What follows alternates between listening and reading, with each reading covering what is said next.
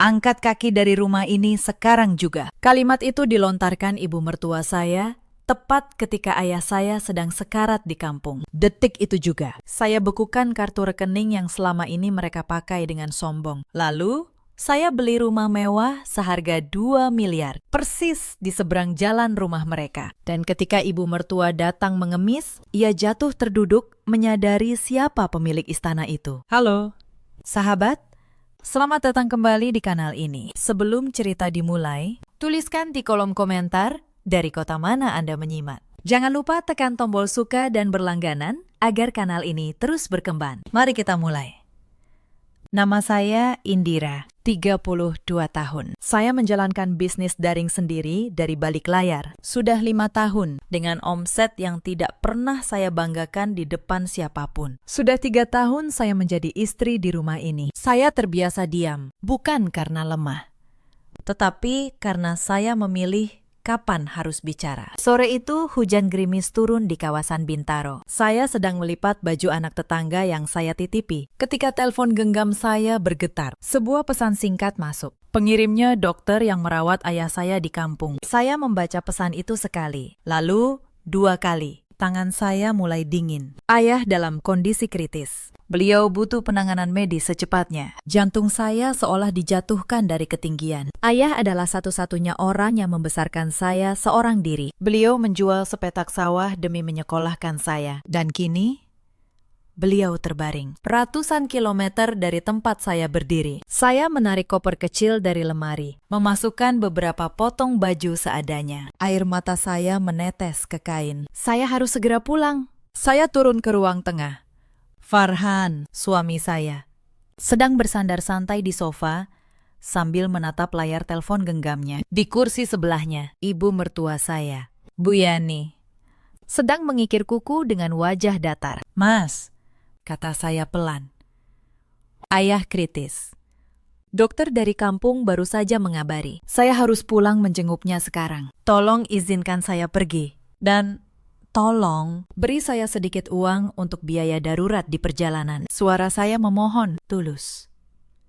Saya menatap wajah suami saya, berharap ada sedikit simpati. Sebuah pelukan, atau setidaknya satu kalimat yang menenangkan. Belum sempat Farhan membuka mulut, Bu Yani meletakkan kikir kukunya keras-keras ke atas meja kaca. Bunyi benturan itu nyaring sekali. Wanita parubaya itu menatap saya dari ujung kepala sampai ujung kaki. Tatapan yang sangat merendahkan. Ayahmu sakit itu urusanmu sendiri, bentaknya. Kenapa kamu harus selalu menyusahkan anak saya? Kamu ini memang menantu yang tidak tahu diuntung. Tiap hari cuma bisa merepotkan kami. Saya terdiam. Mau minta uang jalan? Enak saja, lanjutnya. Uang hasil keringat anak saya tidak akan saya berikan sepeser pun untuk mengurus ayahmu di kampung sana. Biar dia urus dirinya sendiri. Hati saya seperti ditusuk ribuan jarum. Saya mengalihkan pandangan ke Farhan. Saya menginginkan satu hal saja. Saya ingin dia berdiri. Saya ingin dia menegur ibunya, meski cuma sekali. Di saat istrinya sedang tertimpa musibah, tetapi Farhan hanya membisu. Pria yang seharusnya menjadi pelindung saya itu kembali menatap layar teleponnya, seolah pertengkaran di sebelahnya hanyalah angin lalu. Mas, suara saya bergetar. Kamu diam saja membiarkan ibumu bicara sekasar itu kepada saya. Saya ini istrimu. Ayah saya sedang berjuang antara hidup dan mati di sana. Farhan membuang muka.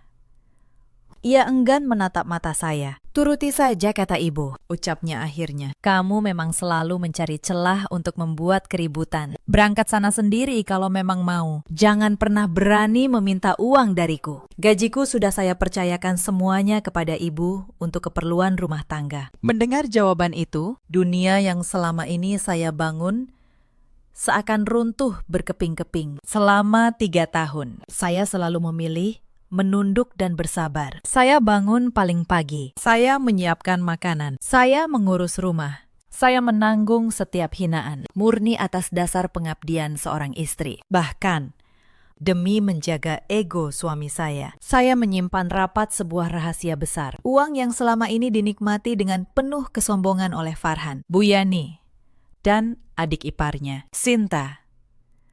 sama sekali bukan dari gaji. Uang miliaran yang mengalir deras setiap bulan untuk membiayai gaya hidup mewah keluarga ini adalah hasil bisnis daring yang saya bangun sendiri dari balik layar.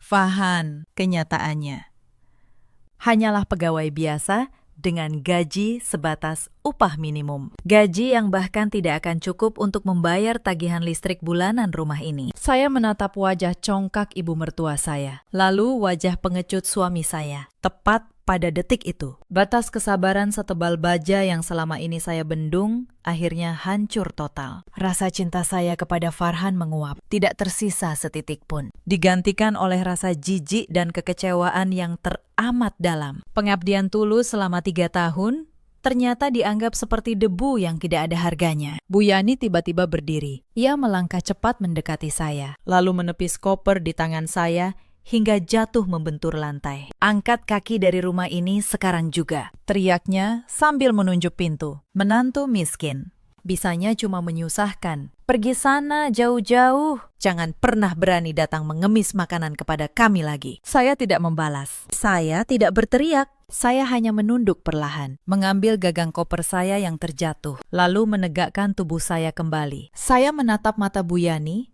dan Farhan bergantian. Cukup lama. Tidak ada lagi air mata, tidak ada lagi tatapan memohon. Yang tersisa hanya satu sorot dingin yang setajam pisau. Baiklah, kata saya, tenang. Saya akan pergi detik ini juga, sesuai permintaan Anda. Dan saya pastikan, seumur hidup, saya tidak akan pernah datang mengemis kepada kalian. Suara saya tenang. Tetapi setiap kata menusuk langsung ke relung hati siapapun yang mendengarnya, tanpa menoleh ke belakang. Saya membalikkan badan dan melangkah pasti menuju pintu utama. Suara roda koper saya beradu dengan lantai mengilap, mengiringi kepergian saya dari rumah yang penuh kebohongan itu. Begitu kaki saya melewati pagar besi depan rumah, saya berhenti sejenak di tepi jalan. Hujan gerimis membasahi pundak saya. Saya merogoh tas, mengeluarkan telepon genggam yang masih menyala. Saya membuka sebuah aplikasi perbankan yang terpasang khusus di ponsel saya. Aplikasi ini terhubung langsung dengan rekening utama, tempat seluruh aliran dana bisnis saya bermuara. Rekening yang kartu salinannya selama ini saya berikan cuma-cuma kepada Farhan untuk dipegang Bu Yani dengan dalih manis sebagai kartu gaji. Saya menekan menu pengaturan keamanan. Saya menelusuri daftar nomor kartu. Lalu saya memilih kartu yang selama ini digunakan untuk membiayai kesombongan keluarga itu. Tanpa berpikir 2 kali, saya menekan tombol pemblokiran kartu secara permanen. Sebuah pesan konfirmasi muncul, berkedip di layar, menanyakan keyakinan saya. Saya menekan tombol setuju dengan jari yang lurus dan mantap. Pemblokiran berhasil. Akses ke aliran dana miliaran rupiah yang selama ini mereka nikmati seperti air mengalir, kini terkunci permanen. Senyum dingin terukir di bibir saya. Saya beralih ke buku telepon. Saya blokir nomor Farhan, lalu nomor Bu Yani, lalu nomor Sinta. Permanen, bersih. Saya melangkah pergi menuju jalan raya, mencari kendaraan menuju stasiun. Saya sudah sangat siap memulai lembaran hidup baru. Dan saya memutuskan untuk membiarkan keluarga tamak itu perlahan merasakan akibat dari kesombongan yang mereka pelihara sendiri. Tetapi malam itu, mereka belum tahu apa yang sudah saya siapkan. Mari kita lihat apa yang terjadi di seberang sana. Beberapa jam setelah saya pergi, pusat perbelanjaan terbesar di kota itu ramai sekali sore itu. Di lantai 2. Sebuah butik perhiasan paling mewah menjadi pusat perhatian. Di dalamnya, Bu Yani berdiri dengan dagu terangkat tinggi. Ia menunjuk beberapa kalung tebal dan gelang berukuran besar dengan gaya memerintah. Seolah seluruh isi butik itu miliknya. Pegawai butik melayaninya dengan senyum sopan, mengeluarkan perhiasan emas murni dan berlian ke atas nampan beludru. Bu Yani mencoba sebuah kalung berlian yang harganya setara sebuah rumah sederhana. Ia mematut diri di cermin dengan bangga. Di benaknya yang dangkal, ia merasa menjelma menjadi wanita paling terhormat di seluruh kota. Hanya karena merasa memiliki anak lelaki yang hebat. Ia sama sekali tidak peduli bahwa menantunya baru saja ia usir dengan hati hancur beberapa jam yang lalu. Saya ambil kalung berlian ini, beserta gelang emas dan sepasang anting tadi. Perintahnya lantang. Bungkus yang rapi. Saya mau memakainya untuk arisan keluarga besar besok malam. Kasir mengangguk sopan, lalu menghitung total tagihan. Jumlahnya mencapai ratusan juta rupiah. Tanpa ragu, dengan dada membusung, Bu Yani mengeluarkan kartu pembayaran dari dompetnya yang tebal. Kartu menyilap yang selama bertahun-tahun ia yakini sebagai sumber kekayaan keluarganya. Kasir menerima kartu itu dengan dua tangan, lalu memasukkannya ke mesin pembayaran. Beberapa detik kemudian, mesin itu mengeluarkan bunyi peringatan nyaring. Secarik kertas kecil keluar dari celahnya. Kasir mengernyitkan dahi, membaca tulisan pada kertas itu, lalu perlahan mengangkat wajahnya. "Mohon maaf sebesar-besarnya, Ibu," katanya. "Hati-hati, transaksi dari kartu ini ditolak. Apakah Ibu punya kartu lain atau uang tunai?" Wajah Bu Yani menahan gejolak. Harga dirinya seakan diinjak-injak. Apalagi ada beberapa pengunjung mewah lain yang sedang antre di belakangnya. Dan jelas mendengar ucapan itu. "Tidak mungkin." Sergahnya keras. "Mesinmu pasti rusak. Coba cek lagi kartunya. Anak lelaki saya gajinya puluhan juta sebulan. Masuk ke rekening ini. Tidak mungkin ditolak." Suaranya melengking, menarik perhatian seluruh isi butik. Kasir menghela napas, mencoba memaklumi. Ia menggesek ulang kartu itu dengan sangat hati-hati. Hasilnya sama. Kertas penolakan kembali keluar. "Sekali lagi mohon maaf, Ibu," kata kasir. Kini dengan tatapan ragu, transaksinya tetap ditolak. Keterangan dari sistem menyatakan, kartu ini telah diblokir secara permanen oleh pemiliknya. Mendengar kata diblokir, jantung Bu Yani serasa berhenti berdetak. Darahnya berdesir. Dengan gerakan kasar, ia merebut kembali kartunya. Rasa malu menjalar ke seluruh tubuhnya. Ia mulai menyadari tatapan merendahkan dan bisik-bisik cibiran dari kerumunan. Tanpa mampu mengucapkan sepatah pun pembelaan, ia berbalik dan berjalan cepat keluar butik, meninggalkan perhiasan mahal yang sudah dibungkus rapi di atas meja kasir. Sepanjang lorong menuju pintu keluar, ia menggerutu pelan, merutuki mesin pembayaran yang ia kira rusak. Ia masih belum menyadari apa yang sebenarnya terjadi. Sementara itu, ratusan kilometer jauhnya, saya baru tiba di depan rumah sakit tempat ayah saya dirawat. Saya tidak membuang waktu sedetik pun. Saya bergegas menuju meja administrasi. Bau antiseptik menyeruak kuat di udara. "Suster," kata saya tegas. "Saya keluarga kandung pasien lansia yang masuk pagi tadi dengan kondisi kritis. Tolong segera berikan kamar perawatan kelas utama dengan fasilitas terbaik. Lakukan tindakan medis spesialis terbaik. Apapun yang diperlukan untuk menyelamatkan ayah saya. Seluruh biayanya akan saya bayar tunai. Lunas. Hari ini juga." Perawat memeriksa data pasien di sistem, lalu mengangguk.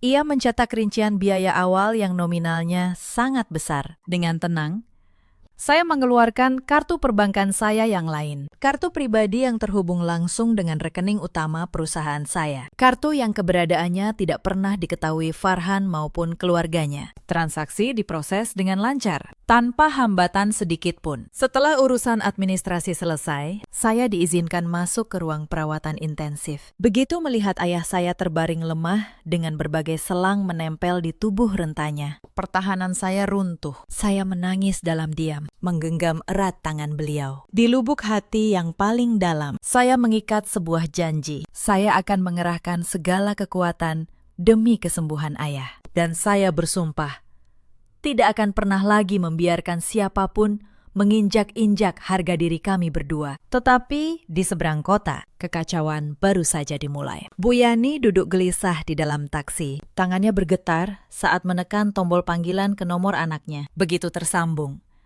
ia langsung menangis histeris. "Farhan, kamu ini kerja bagaimana? Kenapa kartu gajimu tiba-tiba tidak bisa dipakai? Ibu malu sekali hari ini. Ibu ditertawakan orang-orang kaya di butik karena kartu ini diblokir. Cepat urus ke bank sekarang juga." Di rumah, Farhan yang sedang berbaring santai di sofa, terkejut bukan main mendengar amukan ibunya. "Diblokir bagaimana, Bu?" Jawabnya bingung. "Itu tidak mungkin. Kartu itu selalu lancar dipakai." "Ibu, tenang dulu. Biar saya cek dari aplikasi. Farhan menutup telepon, lalu membuka aplikasi perbankan di ponselnya. Ia memasukkan kata sandi, tetapi akses ditolak. Layar menampilkan peringatan tegas. Nomor rekening utama dan seluruh kartu yang terhubung telah dinonaktifkan sepenuhnya oleh pemilik rekening. Kepala Farhan terasa pusing. Pandangannya berkunang-kunang pada detik itu. Ia mulai menyadari satu fakta yang selama ini ia abaikan demi egonya. Rekening yang menampung uang miliaran itu memang sepenuhnya atas nama saya, Indira. Farhan hanya diberi kartu salinan untuk dipakai, karena uang selalu mengalir tanpa henti. Dan saya selalu patuh tanpa mengeluh. Ia terlena. Ia lupa bahwa kendali penuh atas harta itu mutlak berada di tangan istrinya. Dengan tangan gemetar, Farhan mencoba menghubungi nomor saya. Ia berharap ini hanya kesalahan sistem bank. Yang terdengar hanya suara operator yang menyatakan nomor tidak dapat dihubungi. Ia mencoba mengirim pesan, gagal terkirim. Ia memanggil berkali-kali, puluhan kali. Hasilnya, nihil. Nomornya telah saya blokir permanen. Ketakutan mulai merayapi pikiran Farhan. Ia akhirnya menyadari, kepergian saya sambil membawa koper dan pemblokiran rekening ini bukan sekedar gertakan kemarahan rumah tangga biasa. Saya benar-benar memutus total seluruh keuangan mereka, tanpa ampun. Farhan menatap nanar ke sekeliling rumahnya. Cicilan rumah, tagihan listrik, perabotan mahal, semua dibiayai uang dari rekening itu. Tanpa dana raksasa itu, ia bukan siapa-siapa. Gaji aslinya bahkan tidak cukup menutupi biaya makan keluarganya selama seminggu. Badai kehancuran finansial benar-benar telah datang. Dan semua malapetaka ini dimulai tepat pada detik mereka mengusir saya dari rumah. Hari berikutnya, badai itu menampakkan wujud pertamanya. Pagi-pagi, terdengar gedoran keras dari arah gerbang depan rumah Bu Yani. Sinta, adik ipar saya, mengintip dari balik tirai, matanya membelalak. 3 orang pria berdiri di luar. Salah satunya memegang setumpuk dokumen. 2 lainnya sudah bersiap membuka gembok kunci. Mereka penagih utang dari perusahaan pembiayaan tempat Sinta mencicil mobil mewahnya. Sinta panik. Ia berlari mencari ibunya. Ibu, di depan ada orang-orang yang mau menarik paksa mobil saya. Bagaimana ini? Tagihan bulan ini belum dibayar, karena kartu dari Mas Farhan selalu ditolak saat saya coba bayar di mesin. Ibu, saya tidak mau mobil saya ditarik. Nanti saya pakai apa kalau berkumpul dengan teman-teman? Harga diri saya bisa hancur. Bu Yani yang kepalanya sudah pusing memikirkan kartu yang diblokir, kini semakin tertekan. Ia menggedor pintu kamar Farhan. Farhan keluar dengan wajah kusut. Kantung matanya menebal karena ia tidak bisa tidur semalaman. Farhan, cepat keluar dan hadapi orang-orang di depan, teriak Bu Yani sambil menarik kerah baju anaknya. Cairkan semua uang tabunganmu untuk melunasi cicilan mobil adikmu. Kamu ini lelaki. Kalau tetangga melihat mobil Sinta ditarik, mau ditaruh di mana wajah keluarga kita? Farhan menundukkan kepalanya dalam-dalam. Wajahnya pucat pasi. Seluruh tubuhnya bergetar. Ia tahu, saat ini sudah tidak ada lagi kebohongan yang bisa ia tutupi. Fakta yang selama ini ia kubur rapat harus segera ia bongkar. Ia menarik napas panjang yang terasa berat, lalu mengangkat wajahnya, menatap ibunya dengan tatapan kosong. Uang dari mana? Bu, suaranya nyaris seperti bisikan. Saya tidak punya uang sepeser pun di tabungan. Gaji saya di kantor hanya sebatas upah minimum. Gaji saya bahkan tidak akan cukup membayar cicilan mobil Sinta untuk 1 bulan. Apalagi membiayai perhiasan ibu dan makanan mewah kita setiap hari. Bu Yani mematung, matanya melotot menatap anak kebanggaannya. Kamu bicara apa? Farhan, jangan bercanda di saat genting seperti ini. Lalu, uang miliaran yang selalu ada di kartu yang ibu pegang itu dari mana? Kalau bukan gajimu. Kamu kan direktur di perusahaanmu. Farhan menggeleng perlahan. Air mata penyesalan mulai menetes. Saya bukan direktur. Bu, saya hanya pegawai. Uang miliaran yang kalian pakai untuk berfoya-foya dan menyombongkan diri selama bertahun-tahun ini, semuanya murni hasil usaha Indira. Bisnis yang selalu kalian hina. karena kalian pikir dia hanya bermain ponsel di kamar. Kartu itu adalah kartu rekening utama perusahaan Indira yang membayar semua kemewahan kita. Dan sekarang, karena ibu mengusirnya, Indira memblokir semuanya. Kita tidak punya apa-apa lagi. Mendengar pengakuan itu, Bu Yani merasa bumi tempatnya berpijak berguncang. Jantungnya berdebar hingga dadanya sesak. Mulutnya terbuka, tetapi tidak ada satu kata pun yang keluar. Kakinya mendadak lemas. Ia merosot jatuh ke lantai dengan tatapan kosong, nyaris pingsan. Ia baru menyadari, selama ini ia telah hidup seperti parasit yang menghisap darah menantu yang paling ia benci. Menantu yang ia usir dengan kejam. Di luar, suara mesin mobil Sinta dinyalakan paksa oleh para penagih, membawa pergi sisa kesombongan keluarga itu. Tetapi ini baru awal. Di belahan kota lain, saya sedang menyiapkan langkah berikutnya, dan mereka tidak menduga arahnya. Beberapa hari kemudian, dokter spesialis memberi kabar baik. Masa kritis ayah saya telah terlewati. Beliau sudah dipindahkan ke kamar perawatan kelas utama untuk pemulihan. Setelah memastikan ayah tertidur lelap dengan dijaga perawat khusus, saya memutuskan keluar sebentar. Saya memesan kendaraan sewaan dan meminta diantar ke kantor agen properti paling bergengsi di kota. Seorang agen menyambut saya dengan senyum profesional. Ia menyodorkan buku tebal berisi daftar rumah mewah. Saya tidak perlu melihat banyak. Ingatan saya masih tajam tentang satu rumah. Sebuah rumah raksasa bergaya klasik Eropa yang sudah lama kosong. Lokasinya tepat di seberang jalan rumah ibu mertua saya. Saya tidak butuh lihat rumah lain. Kata saya, tenang. Saya mau rumah di sudut kompleks elit ini. Bangunan paling besar, yang posisinya berhadapan langsung dengan rumah bernomor 18. Agen itu sedikit terkejut. Oh, pilihan luar biasa. Nyonya, itu memang aset terbaik kami. Fasilitasnya lengkap. Namun, mohon maaf, harganya tinggi, mencapai 2 miliar rupiah. Apakah Nyonya ingin kami bantu mengurus skema cicilan ke bank? Saya tersenyum tipis. Saya mengeluarkan kartu identitas dan meletakkannya di meja. Tidak perlu repot. Saya ambil rumah ini hari ini juga. Siapkan semua surat jual beli sekarang. Saya akan transfer 2 miliar rupiah tunai detik ini. Saya ingin kuncinya ada di tangan saya sebelum matahari terbenam. Agen itu terbelalak.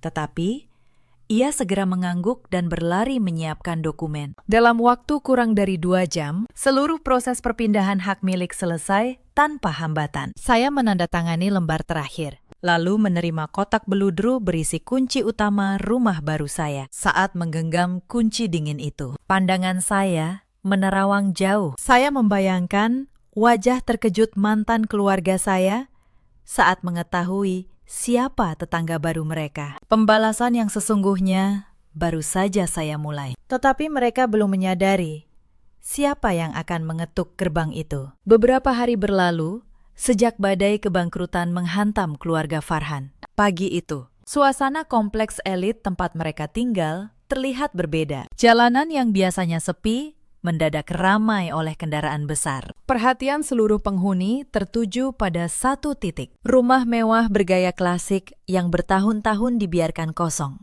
Tepat di seberang jalan rumah Bu Yani, sebuah truk besar membawa berbagai perabotan impor sedang bongkar muat di halaman depan. Tidak lama, sebuah mobil keluarga edisi terbaru melaju pelan masuk ke garasi luas itu. Kehebohan itu tentu tidak luput dari perhatian penghuni rumah nomor 18.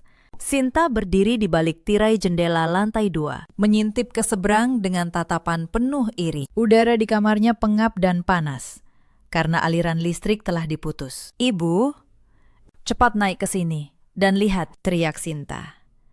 Bu Yani melangkah gontai menaiki tangga. Tubuhnya terasa berat. Beberapa hari ini, ia hanya makan nasi seadanya dari sisa bahan di dapur yang belum membusuk akibat kulkas yang mati. "Ada apa lagi?" "Sinta, kamu tidak lihat. Ibu sedang pusing memikirkan tagihan listrik." "Ibu, lupakan dulu soal Mas Farhan yang tidak berguna itu. Coba ibu lihat ke seberang. Ada tetangga kaya raya yang baru pindah. Lihat mobil keluarga yang terparkir itu. Harganya pasti miliaran. Barang-barangnya semua import. Ini kesempatan emas kita kalau kita bisa mengambil hati pemiliknya. Kita pasti bisa pinjam uang banyak untuk menebus mobil saya dan membayar tunggakan listrik." Mendengar kata pinjam uang, dan tetangga kaya, mata Bu Yani langsung berbinar. Semangat hidupnya yang sempat padam menyala kembali. Ia membenarkan sanggulnya dan merapikan pakaiannya. Ia harus tampil meyakinkan sebagai seorang nyonya terhormat agar tetangga baru itu mau meminjamkan uang. Ia bergegas ke dapur, mengais sisa bahan makanan terbaik. Ia menemukan beberapa potong kue sisa hari raya dan menyusunnya rapi di atas nampan berlapis kain renda. Ia juga memakai serangkaian perhiasan tiruan yang mirip emas asli. Ia tidak mau terlihat miskin di hadapan orang kaya baru. Sinta, kamu diam saja di rumah. Biar ibu yang menyambut mereka. Doakan rencana ibu berhasil, supaya kita segera terbebas dari penderitaan ini. Bu Yani melangkah keluar dengan dagu terangkat. Beberapa tetangga menatapnya sinis dan mencibir. Kabar kebangkrutan keluarga Farhan sudah menyebar dari mulut ke mulut. Tetapi Bu Yani sengaja menebalkan telinga. Ia menyeberang jalan dengan hati-hati, memegang nampan kue dengan kedua tangan. Setiba di depan gerbang menjulang itu, ia menekan tombol bel. Jantungnya berdebar membayangkan jumlah uang yang mungkin ia dapatkan hari ini. Terdengar dengungan pelan. Gerbang besi yang berat itu bergeser terbuka. Bu Yani melangkah masuk ke pekarangan luas yang tertata rapi. Pandangannya tidak lepas dari kemewahan pilar dan lampu kristal yang menggantung. Ia menyiapkan senyum termanis yang bisa ia buat. Dari dalam, terdengar langkah kaki teratur mendekati pintu utama. Pintu kayu jati berukir indah itu terbuka perlahan. Selamat pagi, Tetan.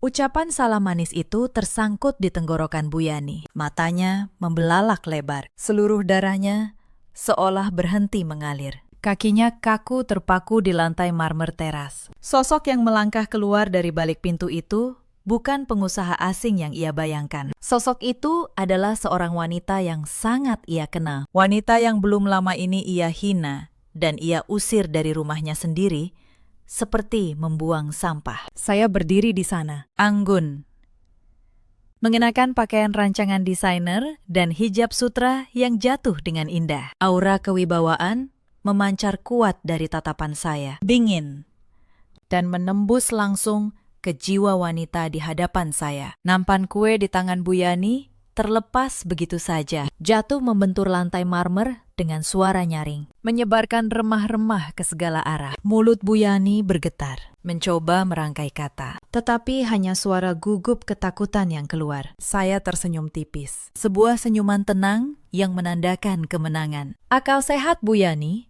menolak keras kenyataan di depan matanya. Menantu yang selama ini ia anggap benalu dan orang miskin, kini berdiri dengan balutan kemewahan yang bahkan tidak pernah sanggup ia bayangkan. Rasa malu dan kebingungan memicu perlawanan terakhir di dalam dirinya. Ia menolak terlihat kalah. Dengan sisa tenaga, ia mengangkat tangan dan menunjuk wajah saya. Indira, jadi kamu merendahkan diri menjadi wanita simpanan lelaki hidung belang setelah saya usir. Dasar perempuan tidak tahu malu. Pantas saja kamu berani menyewa rumah mewah ini untuk pamer. Rupanya, kamu menjual harga dirimu kepada pria di luar sana. Suaranya melengking tinggi. Dengan cepat menarik perhatian para tetangga yang sejak tadi berkumpul di pinggir jalan. Satu persatu, mereka mendekat ke pagar. Penasaran. Saya sama sekali tidak terpancing. Alih-alih marah atau menangis seperti dulu, saya justru tertawa. Tawa yang terdengar elegan dan memancarkan kuasa penuh. Saya melangkah maju satu langkah, menatap langsung bola mata mantan ibu mertua saya yang kini semakin panik. Jaga ucapan Anda, kata saya.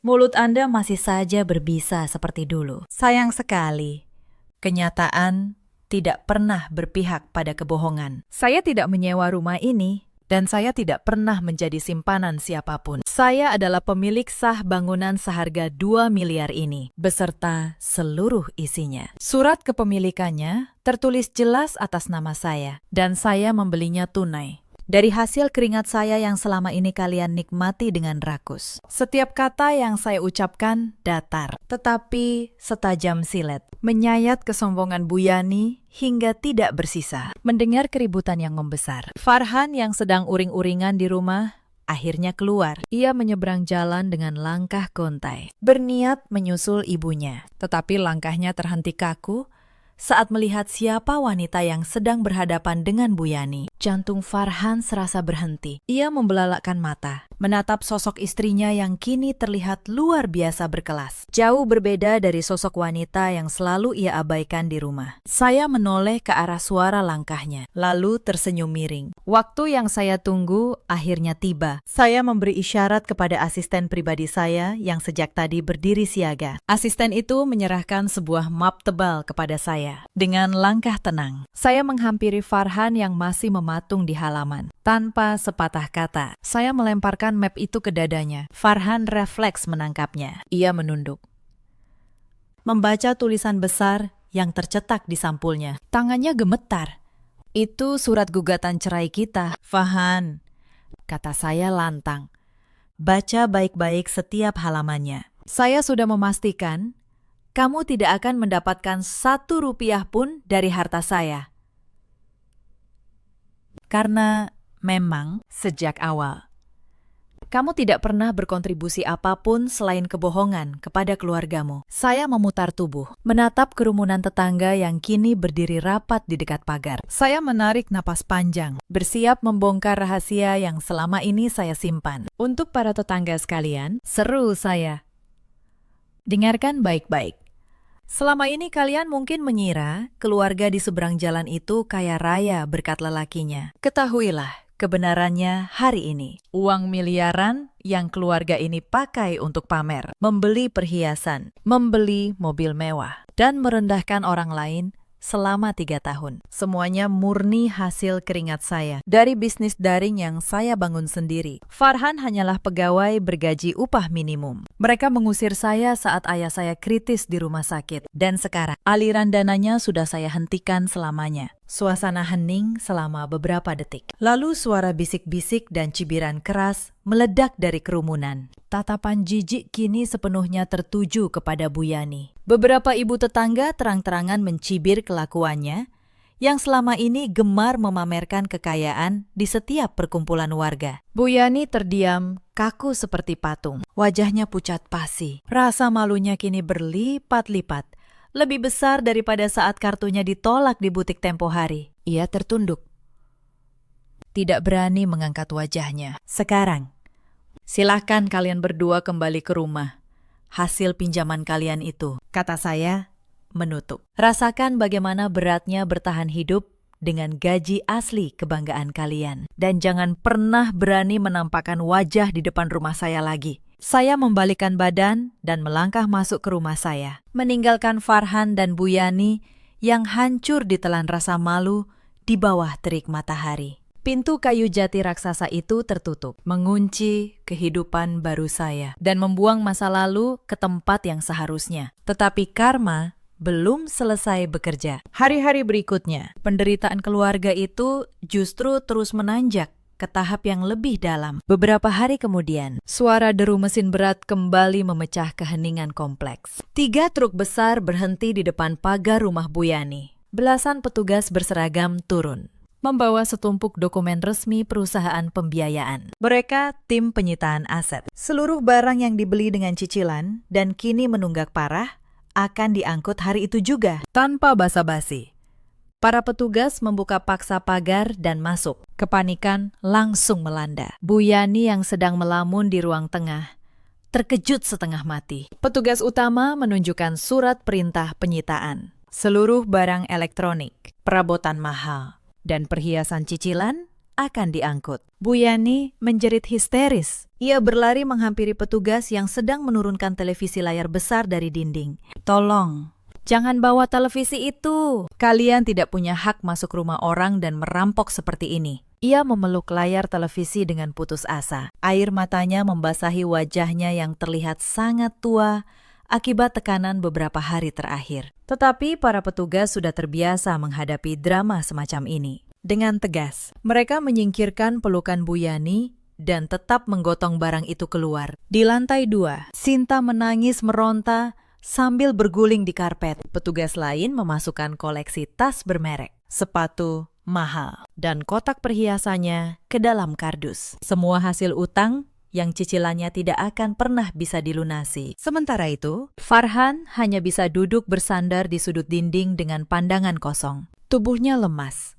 Ia menyadari Kemiskinan yang sebenarnya kini telah mencengkeram leher keluarganya. Proses penyitaan berlangsung lama, mengundang tontonan gratis dari tetangga yang masih menyimpan dendam atas kesombongan Bu Yani. Barang demi barang ludes. Rumah megah itu kini kosong melompong. Siang itu, mereka terpaksa duduk di lantai dingin, menyantap sisa nasi kemarin dengan sedikit kecap, karena kompor pun telah ikut diangkut. Di seberang jalan, saya berdiri tenang di balkon, memegang secangkir teh chamomile hangat, menyaksikan truk-truk membawa pergi seluruh harta benda mereka. Hati saya tidak merasa kasihan sedikit pun. Apa yang terjadi murni hasil panen dari benih kekejaman yang mereka tanam sendiri. Malam itu, hujan badai turun deras disertai kilat menyambar. Di tengah guyuran hujan, Farhan keluar dari rumahnya yang gelap gulita. Ia menyeberang jalan, mengabaikan tubuhnya yang basah kuyup. Ia tiba di depan gerbang rumah saya. Karena tidak berani menekan bel, ia memanjat pagar besi itu dengan sisa tenaga. Tangannya tergelincir beberapa kali pada besi yang licin tersiram air. Tetapi ia terus memaksa, hingga berhasil melompat dan mendarat keras di halaman dalam. Indira, tolong buka pintunya. Maafkan aku tahu aku bodoh. Aku salah membiarkan ibu memperlakukanmu buruk. Tolong kembalilah. Aku berjanji akan berubah.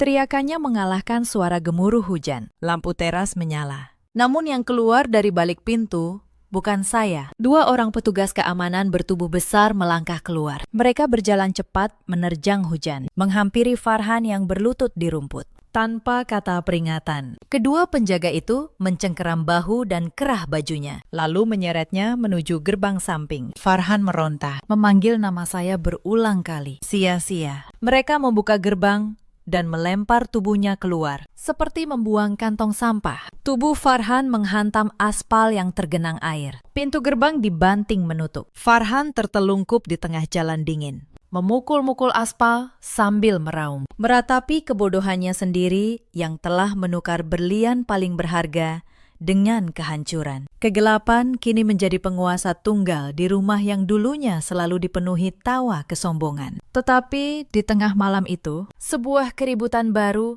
justru pecah. Pintu depan terbuka kasar.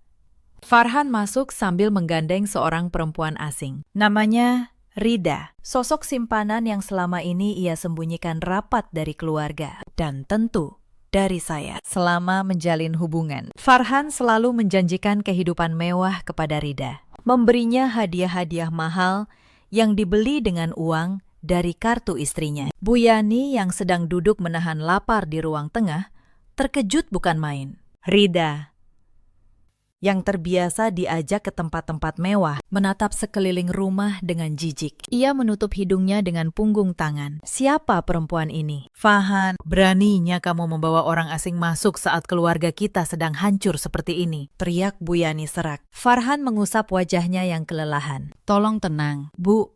Ini perempuan yang aku cintai. Aku mau dia tinggal di sini sementara. Aku butuh dukungan moral. Semua temanku menjauh. Hanya Rida yang mau mengangkat teleponku hari ini. Mendengar itu, Rida justru melepaskan genggaman tangan Farhan dengan kasar. Ia berkacak pinggang, menatap tajam Farhan dan Bu Yani bergantian. Tinggal di sini, katamu. Katanya kamu pengusaha kaya raya. Katanya rumahmu penuh perabotan mewah dari luar negeri. Kenapa rumah ini malah seperti bangunan kosong yang ditinggalkan? Lampu mati, tidak ada kursi, lantai berdebu. Dan kenapa sejak siang tadi, semua kartu yang kamu berikan kepadaku ditolak di mesin saat aku mau belanja? Bu Yani melangkah maju. Dadanya kembang kempis. Ia akhirnya menyadari kenyataan pahit lain tentang anaknya. Jadi selama ini kamu berselingkuh dari Indira.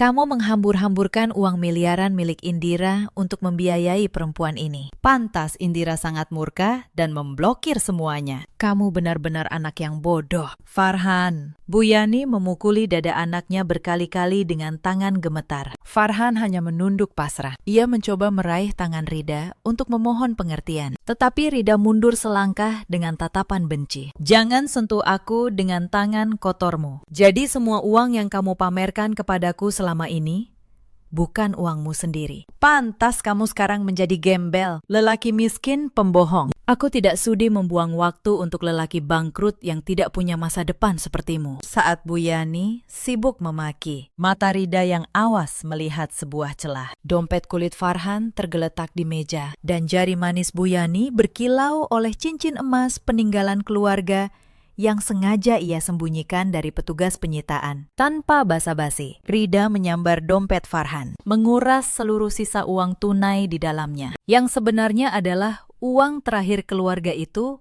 untuk makan esok hari. Ia juga menarik paksa cincin emas dari jari Bu Yani. Sinta mencoba menghentikannya, tetapi Rida mendorongnya hingga tersungkur ke lantai. Anggap ini ganti rugi atas waktuku yang terbuang untuk menemani lelaki pembohong ini. Selamat menikmati kemiskinan kalian di rumah hantu ini. Rida berlari kencang keluar, membelah kegelapan malam, meninggalkan keluarga Farhan yang kini benar-benar tidak punya apa-apa di dalam kegelapan. Mereka hanya saling menyalahkan, mengutuk nasib, tanpa mau menyadari bahwa semua petaka ini adalah balasan dari orang yang selalu mereka zalimi. Dan puncak dari semua itu datang beberapa hari kemudian. Hujan badai kembali turun deras sejak pagi buta. Di dalam rumah yang kosong dan dingin, keadaan Bu Yani memburuk drastis. Tubuh rentanya tidak mampu lagi menahan beban pikiran. Ditambah kurangnya asupan makanan selama berhari-hari. Tekanan darahnya melonjak ke tingkat berbahaya. Tepat di siang hari, saat mencoba berjalan ke dapur,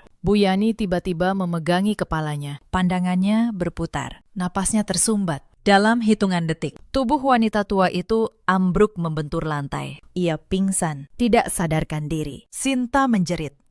Ia berlari menghampiri ibunya, mengguncang tubuh yang mulai dingin itu. Mas Farhan, cepat turun. Ibu pingsan, napasnya lemah sekali. Kita harus segera membawanya ke rumah sakit. Farhan bergegas turun. Ia memeriksa nadi ibunya. Denyutnya lemah. Kepanikan mencekik lehernya. Ia merogoh saku celananya. Kosong.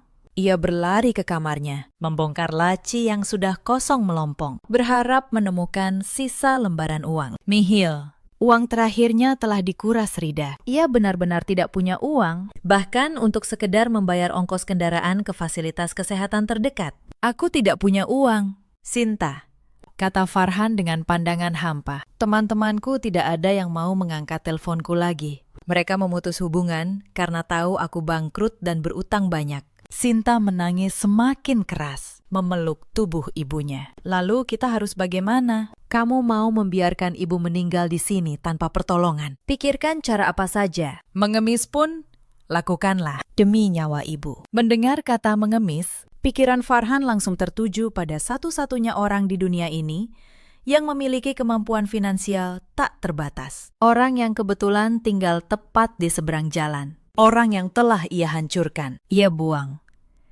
Dan yang kini menjadi penguasa baru di wilayah itu. Saya.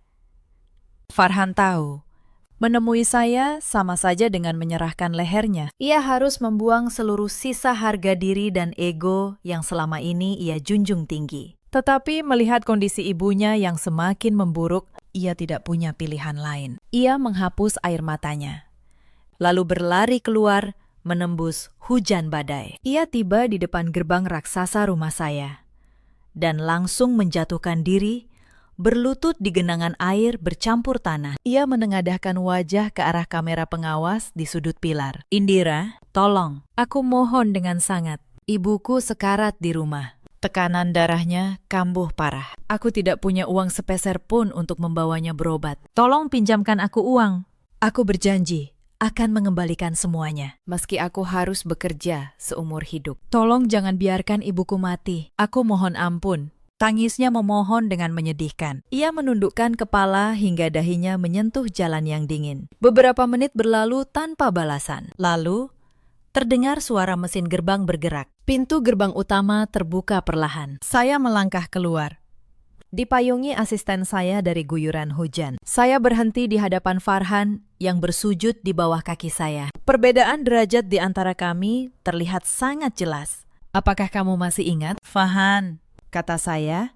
tenang. Saat ayahku kritis, berjuang antara hidup dan mati. Ibumu mengusirku tanpa memberi sedikit pun uang untuk perjalanan. Dan kamu hanya diam menontonnya. Sekarang, posisinya berbalik, tepat di depan matamu. Farhan mengangkat wajahnya yang berlumur air hujan dan air mata. Aku tahu aku salah. Indira, aku tahu keluargaku sangat jahat kepadamu. Hukum aku sesukamu, caci maki aku sepuasmu. Tapi tolong, selamatkan nyawa ibuku. Aku mengemis belas kasihanmu hari ini. Saya menatap jijik pria di bawah saya itu. Saya mengangguk perlahan kepada asisten. Sang asisten mengeluarkan sebuah map tahan air berisi beberapa lembar dokumen. Lalu melemparkannya ke genangan air tepat di hadapan Farhan. Saya bukan manusia kejam seperti ibumu, kata saya dingin. Saya akan memberikan biaya perawatan penuh untuk ibumu dengan fasilitas terbaik. Saya bahkan akan mengirim kendaraan darurat ke rumahmu sekarang juga. Namun, bantuan ini ada syaratnya. 3 syarat mutlak yang tidak bisa kamu tawar. Jika kamu menolak, pulanglah dan siapkan kain kafan untuk ibumu. Farhan menatap dokumen di map itu dengan tangan gemetar. Syarat apapun akan aku lakukan. Indira, sebutkan. Pertama, tanda tangani surat pelepasan harta bersama itu. Kamu melepas seluruh hakmu atas segala harta yang pernah kita miliki selama pernikahan. Kedua, jatuhkan talak cerai kepadaku sekarang juga. Di bawah guyuran hujan ini. Dengan suara lantang dan jelas. Ketiga, buat sebuah rekaman video menggunakan ponsel asisten saya. Di dalam rekaman itu, kamu mengakui dengan jujur seluruh kebohonganmu, perlakuan buruk keluargamu kepada saya, dan kamu menyetujui rekaman itu, saya sebarkan ke media sosial, agar dunia tahu betapa busuknya keluargamu. Mendengar syarat itu, Farhan merasa seluruh tulangnya seperti dilolosi satu persatu. Ia tahu, menandatangani surat itu, dan membuat pengakuan, sama saja menghancurkan seluruh sisa martabatnya di muka bumi. Tetapi bayangan wajah ibunya yang tidak berdaya kembali melintas. Dengan sisa tenaga dan air mata yang terus mengalir. Farhan mengambil pena. Ia menandatangani tiap lembar dokumen dengan tangan bergetar. Setelah selesai, ia menatap mata saya dan menjatuhkan talak cerai secara lisan dengan suara parau. Lalu, di bawah guyuran badai, Farhan merekam pengakuan paling memalukan dalam sejarah hidupnya. Ia menceritakan bagaimana ia memanfaatkan harta istrinya, bagaimana ibunya menyiksa saya, dan bagaimana ia berselingkuh di belakang saya. Setelah rekaman itu tersimpan aman, saya tersenyum puas. Saya menepati janji. Detik itu juga saya menghubungi layanan gawat darurat untuk menjemput Bu Yani, sekaligus mentransfer sejumlah uang ke rekening rumah sakit untuk biaya perawatannya. Lalu saya berbalik tanpa sepatah kata perpisahan, melangkah masuk kembali ke rumah saya. Saya membiarkan Farhan tertunduk hancur, meratapi hidupnya yang kini benar-benar tamat. Tetapi roda karma masih terus berputar untuk yang lain. Pagi buta berikutnya, suara sirine kendaraan kepolisian memecah keheningan kompleks. Cahaya lampu berputar menyinari dinding-dinding rumah. Kendaraan patroli itu berhenti tepat di depan pagar rumah Bu Yani yang sudah tidak bergembok. 4 petugas berseragam coklat turun. Mereka melangkah masuk ke pekarangan yang dipenuhi daun kering. Petugas mengetuk pintu utama, lalu membukanya karena engselnya sudah longgar. Di dalam, Sinta yang tertidur di atas tikar usang terperanjat bangun. Matanya membelalak melihat para petugas yang sudah berdiri menjulang di hadapannya. Seorang petugas perempuan maju dan membacakan surat perintah penangkapan atas nama Sinta. Ia dituduh melakukan penggelapan dana di perusahaan tempatnya bekerja. Sejak aliran dana dari rekening saya terputus, Sinta yang sudah kecanduan gaya hidup mewah tidak bisa menerima kenyataan. Demi tetap bisa membeli barang bermerek dan berkumpul dengan teman sosialitanya, ia nekat memanipulasi laporan keuangan kantornya dan mencuri uang dalam jumlah besar. Pihak perusahaan menemukan bukti kuat dan melaporkannya ke polisi. Petugas itu menarik kedua tangan Sinta ke belakang dan memasangkan borgol. "Ibu, tolong aku, Mas Farhan. Aku tidak mau masuk penjara. Aku hanya meminjam uang kantor sebentar," jerit Sinta meronta. Bu Yani yang baru pulang dari perawatan klinik semalam, berkat bantuan bersyarat dari saya, berjalan tertatih keluar kamar. Wajahnya masih pucat. Ia tidak percaya melihat anak perempuan satu-satunya diseret seperti penjahat. Ia menjatuhkan diri di depan kaki petugas. "Bapak polisi, tolong lepaskan anak saya. Sinta anak baik. Dia pasti hanya salah paham. Tolong jangan bawa anak saya." Petugas itu menjawab dengan sopan namun tegas. "Maafkan kami, Ibu. Kami hanya menjalankan tugas sesuai undang-undang. Anak Ibu sudah terbukti secara sah melakukan penggelapan uang perusahaan. Semua bukti transaksi dan rekaman kamera pengawas sudah kami kantongi. Proses hukum harus tetap berjalan."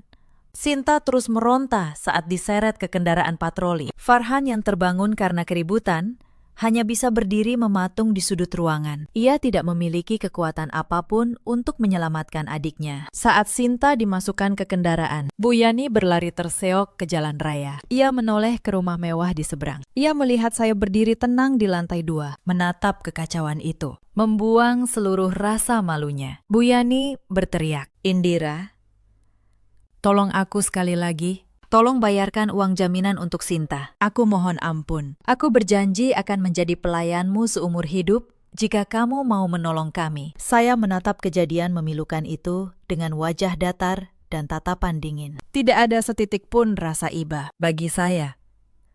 Setiap orang dewasa harus menanggung akibat dari perbuatannya sendiri. Saya mengangkat tangan perlahan, menarik tirai jendela yang tebal, lalu menutupnya. Saya mengabaikan jeritan mantan mertua saya yang menggema di jalanan tanpa balasan. Kendaraan kepolisian melaju pergi membawa Sinta, meninggalkan Bu Yani yang jatuh terduduk di tengah jalan. Di hari yang sama, Pengadilan Agama secara resmi mengesahkan surat perceraian antara saya dan Farhan. Bukti rekaman pengakuannya membuat proses persidangan berjalan cepat dan berpihak kepada saya. Segala penderitaan saya resmi berakhir. Sebuah papan kayu besar dipaku tepat di tengah pagar rumah Bu Yani. Papan itu bertuliskan huruf kapital merah yang mencolok. Dijual oleh pihak bank. Suara ketukan palu itu seolah menjadi penanda hancurnya sisa harga diri keluarga itu hingga menjadi debu.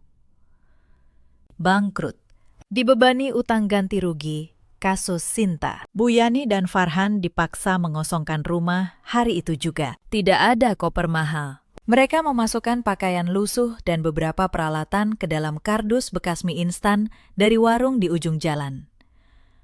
Wajah Bu Yani yang dulu selalu dipenuhi riasan tebal dan senyum merendahkan, kini terlihat sangat tua, keriput, dipenuhi guratan penyesalan. Farhan sendiri terlihat seperti mayat hidup. Pandangannya kosong. Tubuhnya kurus, kering. "Ayo kita pergi, Bu," ucap Farhan parau, sambil menyeret kardus berisi pakaian. Petugas bank sudah menunggu untuk mengunci rumah. "Kita harus mencari indekos murah sebelum hari gelap." Bu Yani mengangguk lemah. Ia berdiri dengan bantuan tongkat kayu seadanya, karena persendiannya sakit akibat penyakit yang tidak tertangani dengan baik. Mereka melangkah keluar, melewati pintu pagar, untuk yang terakhir kalinya. Terik matahari menyengat kulit mereka dengan kejam. Tetangga-tetangga yang dulu mereka rendahkan, kini berdiri di depan rumah masing-masing, menatap kepergian mereka dengan campuran iba dan kepuasan, melihat karma bekerja dengan sempurna. Di saat bersamaan, suasana yang bertolak belakang sedang terjadi di halaman rumah saya. Sebuah kendaraan berhenti di pekarangan. Dari dalamnya, turun seorang pria parubaya yang terlihat sehat dan tersenyum lebar.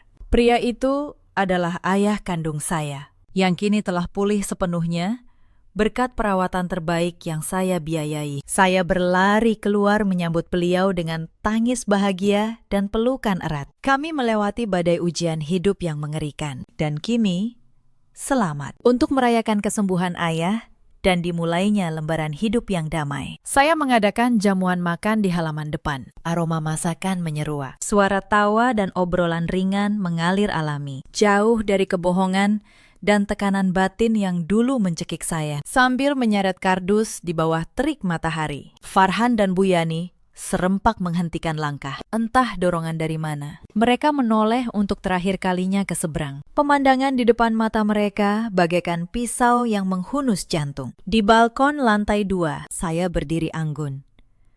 Kain hijab saya berkibar pelan tertiup angin. Ayah saya berdiri di samping, merangkul pundak saya dengan penuh kasih sayang dan kebanggaan. Kami terlihat sangat bahagia, dikelilingi kehormatan dan kebebasan. Melihat mantan suami dan mantan ibu mertua saya berdiri gontai di tengah jalan. Saya tidak memalingkan wajah. Saya justru mengukir senyum yang sangat tenang. Dengan gerakan elegan, saya mengangkat cangkir teh hangat di tangan saya, mengarahkannya lurus ke arah mereka. Sebuah penghormatan perpisahan yang dingin, penanda akhir dari segala penderitaan, sekaligus simbol kemenangan sejati. Farhan dan Bu Yani tidak mampu lagi membalas. Rasa malu dan penyesalan yang tidak ada obatnya memaksa mereka menundukkan kepala dalam-dalam sambil meneteskan air mata keputusasaan yang tidak akan pernah bisa mengubah masa lalu. Mereka melanjutkan langkah, menyusuri jalanan kota yang panas, membawa serta penyesalan seumur hidup karena telah membuang sebuah berlian paling berharga demi mempertahankan kerikil di pinggir jalan. Cerita ini mengajarkan kita banyak hal. Jangan pernah mengukur nilai seseorang dari penampilan atau dari uang yang ia bawa. Dan jangan pernah meremehkan ketenangan orang yang selama ini memilih diam dan bersabar. Ada banyak perempuan di luar sana yang seperti Indira dulu. Mereka bekerja keras dalam diam, menanggung hinaan, menyembunyikan kekuatan mereka demi menjaga keutuhan rumah tangga, hanya untuk dibalas dengan pengkhianatan. Ada juga banyak suami seperti Farhan di luar sana, lelaki yang lupa siapa yang menopang hidupnya, yang memilih diam saat istrinya diinjak, dan baru menyesal ketika semuanya sudah terlambat. Ada pula para ibu mertua karena rasa takut kehilangan kuasa atas anak lelakinya, tega menzalimi menantu yang justru menjadi penopang keluarga. Hari ini, Sinta menjalani proses hukum di balik jeruji. Bu Yani dan Farhan hidup berpindah dari satu indekos murah ke indekos lainnya, menanggung penyesalan abadi. Sementara Indira bangkit, membangun hidup baru yang damai bersama ayah yang ia cintai, dengan harga diri yang utuh. Dalam hidup, kita selalu punya pilihan. Pilihan untuk berbuat baik atau pilihan untuk menyakiti. Dan setiap pilihan selalu membawa akibatnya sendiri. Ceritakan kisah kalian di kolom komentar. Terima kasih sudah menemani sampai akhir. Suami saya menyerahkan kode pintu rumah kami kepada ibunya, lalu membiarkan dia dan adik iparnya masuk membawa koper seperti perampok. Saat saya pulang, dua wanita itu sudah duduk di sofa rumah saya, menonton televisi, mengunyah keripik, dan menyuruh saya pergi. Mereka tidak tahu satu hal. Apartemen ini saya beli dengan keringat 7 tahun, dan saya menyimpan 75 lembar kwitansi sebagai bukti. Halo, sahabat.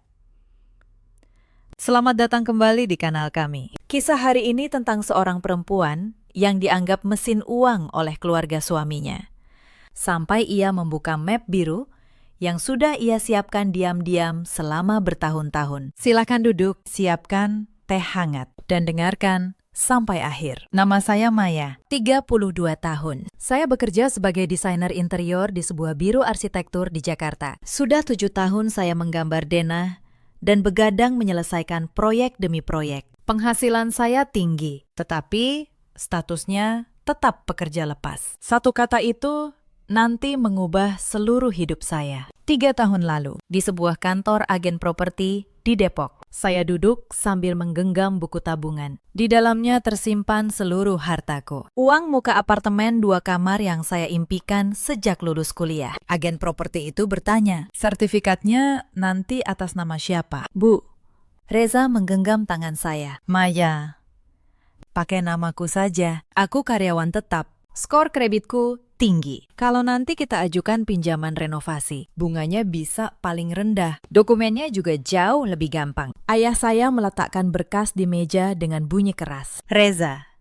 uang mukanya Maya yang bayar. Cicilan KPR-nya juga Maya. Masa pakai namamu? Omongan macam apa itu? Reza melompat berdiri, menunduk sopan. Ayah, ini murni demi menghemat bunga. Syarat KPR untuk pekerja lepas itu sangat ketat. Kalau pakai nama saya, kita hemat puluhan juta. Ayah menatapnya tajam. Menghemat bunga. Amit-amit kalau terjadi sesuatu secara hukum. Rumah ini jadi milikmu. Maya tidak punya jaring pengaman. Beli rumah pakai uang sendiri. Tapi masukkan nama anak ini. Apa otakmu sudah tidak waras? Saya memegang lengan ayah. Ayah, Mas Reza bukan orang yang akan menipu saya. Kami akan hidup bersama seumur hidup. Apa bedanya pakai nama siapa? Yang penting, kami bahagia. 5 tahun pacaran. Reza pernah berlari mencari bubur ayam di subuh hari, hanya karena lambung saya perih. Saya percaya padanya. Ayah menarik tangannya. Pakai uangmu sendiri. Tapi pakai nama si brengsek ini. Jangan sampai kau menangis darah dan menyesal. Ia menendang pintu, lalu pergi. Saya tetap menyetujui pendaftaran apartemen itu atas nama Reza. Saat agen menekan stempel merah, Reza memeluk saya erat. Terima kasih sudah percaya. Mulai sekarang, seluruh gajiku akan kutransfer ke rekeningmu. Mari kita bangun rumah tangga kita berdua. Sumpah manis itu ditepati selama 2 tahun. Setiap tanggal 10, gajinya masuk tepat waktu. Saya menggabungkan penghasilan kami dan menghemat setiap sen. Apartemen 2 kamar di Depok itu makin hangat oleh sentuhan tangan saya. Saya ganti seluruh lantai ubin yang dingin dengan kayu bernuansa coklat. Saya penuhi balkon dengan tanaman hijau. Setiap sudut rumah itu adalah karya saya sendiri. Ada satu kebiasaan kecil yang tidak pernah saya tinggalkan. Setiap kali saya membayar sesuatu untuk rumah ini, saya simpan kwitansinya. Saya lubangi, lalu saya masukkan ke dalam map plastik biru. Bukti transfer uang muka, surat pelunasan KPR, tagihan listrik, air, dan iuran lingkungan setiap bulan. Saya susun rapi berdasarkan tanggal. Waktu itu, saya hanya ingin melihat bagaimana sarang kecil saya dibangun setahap demi setahap. Saya belum tahu map biru itu akan menjadi pedang paling tajam dalam hidup saya. Ibu mertua saya, Bu Sumiati, tinggal di kampung di pinggiran Wonogiri. Ia tidak pernah menelpon di hari biasa. Ia hanya datang ke Depok saat libur lebaran. Naik kereta ekonomi, menginap beberapa hari, lalu pulang. Saya selalu tegang setiap kali ia datang. Hal pertama yang ia lakukan setelah membuka pintu adalah membuka kulkas lebar-lebar. Aduh, kalian anak muda ini benar-benar tidak tahu cara berhemat. Sayur ini sudah layu. Reza itu perutnya sensitif. Kalau dia sakit perut, kamu mau tanggung jawab. Bu, itu baru saya masak kemarin, jawab saya pelan. Ia tidak peduli. Dibukanya freezer. Reza sudah kerja setengah mati. Lihat rahangnya sampai tirus. Kamu ini kalau di rumah perhatikan sedikit makanan suamimu. Iya, Bu. Selama 2 tahun. Semua biaya rumah ini keluar dari tabungan saya. Perbaikan perabot, saluran air. Bahkan kasur mahal yang ditiduri Bu Sumiati setiap berkunjung. Semuanya saya bayar sendiri. Dan semuanya saya simpan kwitansinya di map biru. Keretakan pertama datang pada suatu malam. Ketika saya baru selesai menggoreng martabak telur, ponsel Reza bergetar. Di layar tertulis nama ibunya. Reza menekan tombol terima dan mengaktifkan mode pengeras suara. Reza. Rina hari ini pulang ke rumah bawa barang-barang. Sore tadi 2 orang penagih utang masuk sampai ke pekarangan. Bikin rusuh. Satu kampung keluar nonton. Mau ditaruh di mana wajah tua ibu ini? Rina adalah adik perempuan Reza, janda yang baru bercerai. Terlilit utang pinjol. Toko online-nya bangkrut. Mantan suaminya kabur, meninggalkan tumpukan utang. Reza mengunyah martabak sambil menjawab, Bu, kan utangnya sudah disepakati cicilan. Kenapa preman datang bikin onar? Mantan suaminya kabur. Mana mungkin Rina sendirian bisa lunasi utang sebesar itu? Reza, kamu sekarang hidup enak di apartemen luas di Depok. Rumahmu kan ada kamar sisa. Biarkan Rina tinggal di sana beberapa bulan. Cari kerja di Jakarta 1000 kali lebih gampang daripada di kampung. Sumpit Reza terhenti di udara. Ia melirik saya yang sedang makan sayur asem tanpa bicara. Gerakan sendok saya tidak goyah. Bu, Rina baru cerai. Perasaannya pasti hancur. Ibu, tenangkan dulu, kata Reza.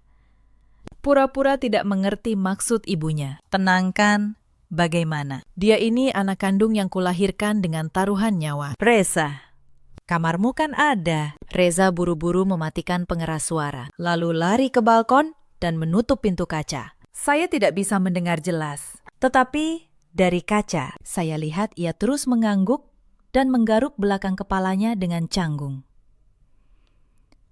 10 menit kemudian, ia kembali ke meja dengan wajah serba salah. Ibu bilang apa? Saya meletakkan sendok. Reza menghindari tatapan saya. Bukan apa-apa.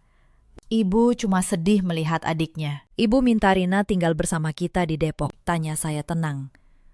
Ibu cuma ngomong sembarangan. Rina kan lagi utang pinjol menumpuk. Reza menelan sambal teri terburu-buru, seperti orang yang ingin lekas mengakhiri percakapan. Saya menatap tajam matanya yang menghindar. Saya tidak bertanya lebih jauh. Saya membawa piring kotor ke dapur. Suara air keran menelan suara televisi. Sampai saat itu, saya masih mengira ini hanya keluhan biasa. 2 hari kemudian, pagi-pagi saya menelpon mertua di Wonogiri seperti biasa untuk menanyakan kabar. Setelah nada dering panjang, telepon diangkat dengan nada datar. Bu, sudah sarapan? Bu sudah dengar semua tentang Rina dari Reza. Suara Bu Sumiati kehilangan keramahan palsu yang biasa. Iya, Rina sedang sangat sulit.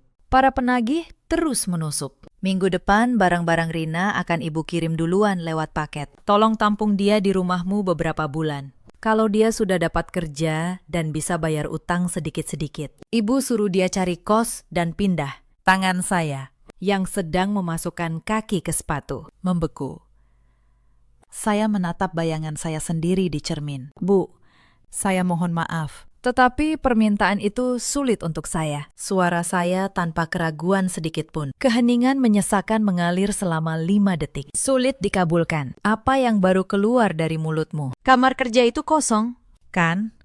Bu, saya dan Mas Reza baru selesai pemeriksaan kandungan dan mulai merencanakan kehamilan. Bulan depan saya panggil kontraktor untuk mengubah kamar kerja jadi kamar bayi. Benar-benar tidak ada kamar untuk Rina. Sudah 2 tahun nikah, tidak ada kabar. Giliran anak perempuanku mau numpang. Tiba-tiba kau sibuk mau punya anak. Apa kau tidak sudi melihat anak perempuanku tidur di sofa? Bu, ini bukan soal di mana dia tidur. Kalau 3 orang dewasa tinggal bersama dengan kebiasaan berbeda, gesekan akan terus muncul. Bagaimana itu membantu mental Rina yang sedang hancur? Sekarang aku tahu, kau merendahkan Rina karena dia janda. Kau anggap dia bukan manusia. Maya, kau benar-benar berhati iblis. Sambungan diputus. Saya menarik napas panjang, membuka pintu, dan berangkat kerja. Selama 3 hari berikutnya, saya tetap menelpon setiap pagi. Hari pertama, diangkat,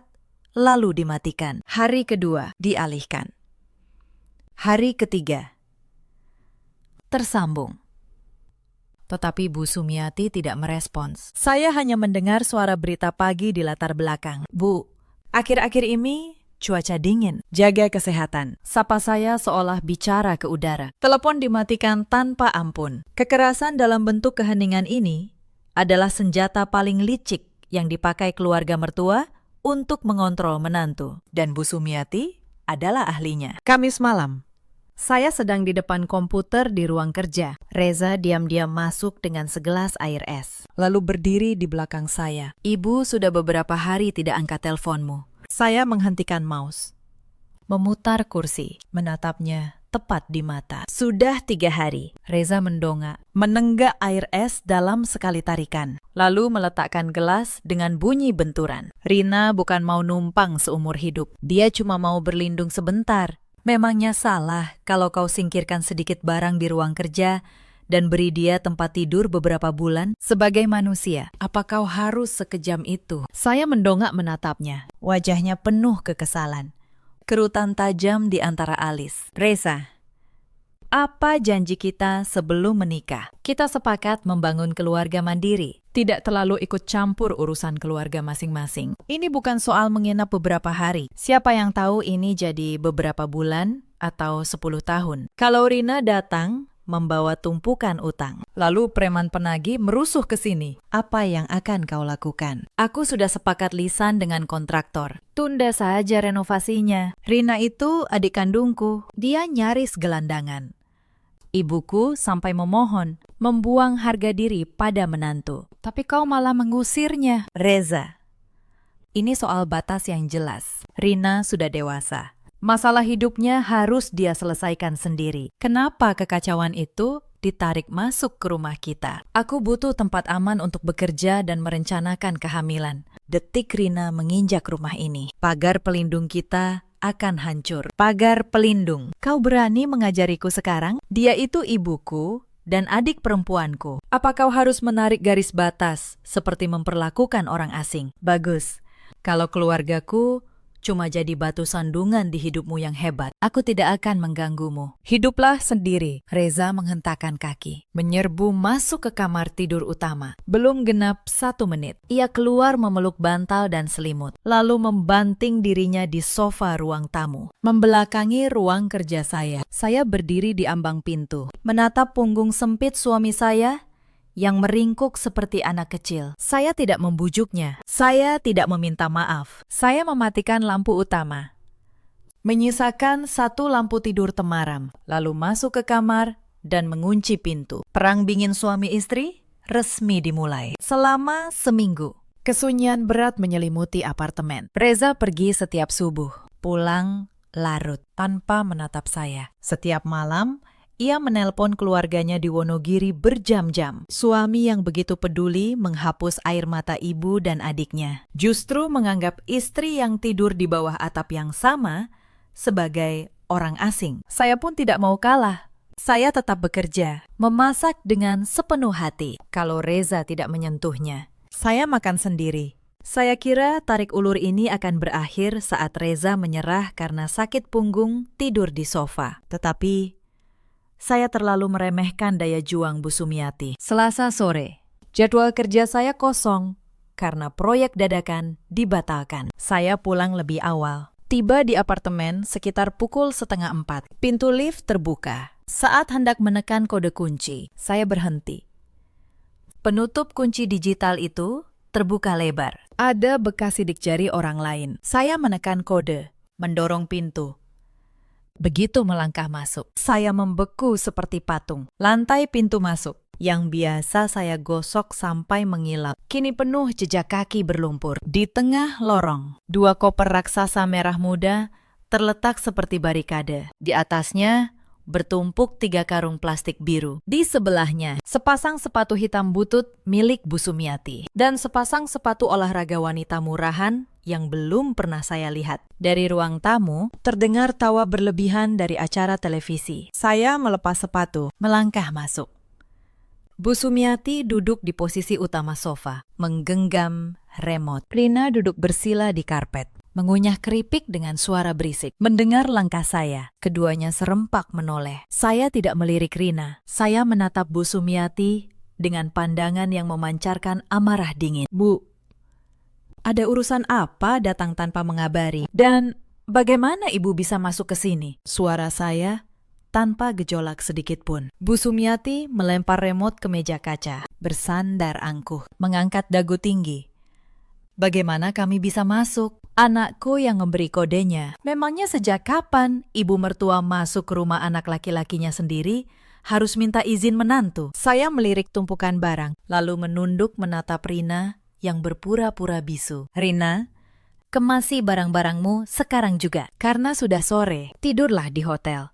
Dan besok pagi, naik kereta kembali ke Wonogiri. Biaya hotelnya saya yang bayar. Tangan Rina yang sedang mengambil keripik berhenti di udara. Ia melirik takut-takut ke arah ibunya. Tidak berani bergerak. Kau, memangnya? Kau ini siapa? Berani-beraninya mengusir anakku ke jalanan. Aku sudah bilang jelas, Rina akan tinggal di sini sementara. Bu, minggu lalu saya sudah menolak dengan tegas lewat telepon. Ini rumah tangga saya dan Mas Reza. Saya sama sekali tidak mengizinkan Rina tinggal di sini. Tepat saat itu, terdengar bunyi klik dari kunci pintu depan. Reza menerobos masuk dengan napas terengah, melihat 3 wanita berhadapan. Wajahnya pucat, Tas kerja, kulitnya masih di tangan. Sudah pasti ia lari dari kantor begitu mendapat kabar keluarganya menginvasi rumahnya. Saya menoleh, menatap tajam ke arahnya. Mata saya sedingin es. Kau memberikan kode pintu pada ibumu, membiarkan mereka masuk seperti perampok rumah kosong. Inikah caramu menyelesaikan masalah? Singkirkan barang-barang itu, keluar sekarang juga. Ini peringatan terakhir. Aku tidak akan mengizinkan adikmu masuk ke rumah kita. Reza mematung.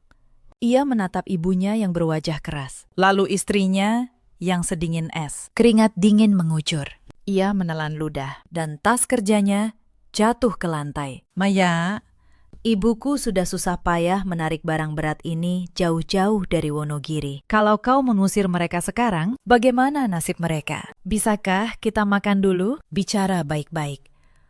Hentikan sekarang juga. Reza, Bu Sumiati membentak. Kau ini lirik sana, lirik sini seperti pengecut. Di rumah siapa kalian berani bicara soal rumah kita berdua? Maya, jangan bermimpi.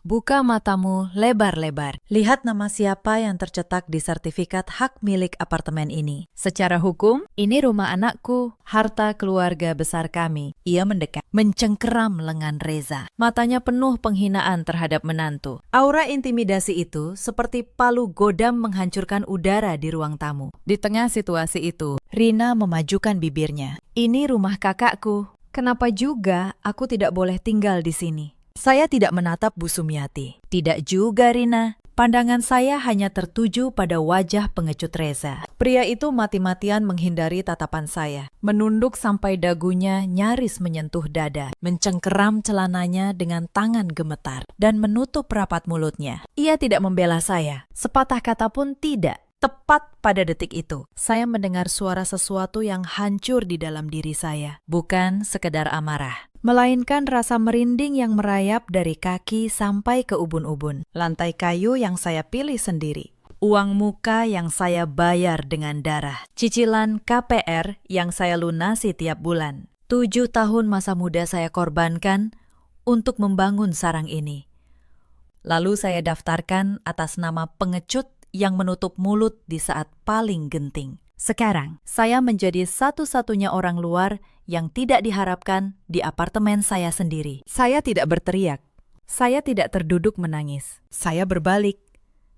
Berjalan dengan langkah besar ke pintu depan. Saya cengkeram gagang kedua koper merah muda itu, lalu menyeretnya keluar dengan sekuat tenaga. Roda koper menggores lantai, mengeluarkan suara tajam. Dasar perempuan gila. Sedang apa kau? Bu Sumiati menerjang. Saya tidak peduli.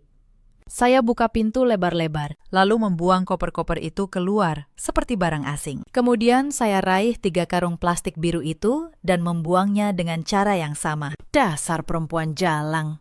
Kau benar-benar sudah gila. Bu Sumiati menjambak rambut saya tanpa ampun. Saya tidak berkedip. Saya julurkan tangan ke belakang, mendorong bahunya. Bu Sumiati terhuyung mundur, tersandung, dan terduduk di lantai. Bu, rumah ini saya beli dengan uang saya sendiri. Hasil menggambar desain siang dan malam. Dari uang muka sampai cicilan KPR 3 tahun. Semua saya lunasi dengan tangan saya. Meski nama di sertifikat adalah Reza. Sumber uangnya adalah saya. Selama saya masih bernapas di rumah ini walau 1 hari. Tidak seorang pun dari kalian berhak memutuskan siapa yang boleh tinggal. Saya mengalihkan pandangan ke Reza yang masih mematung seperti boneka jerami. Reza, pilih.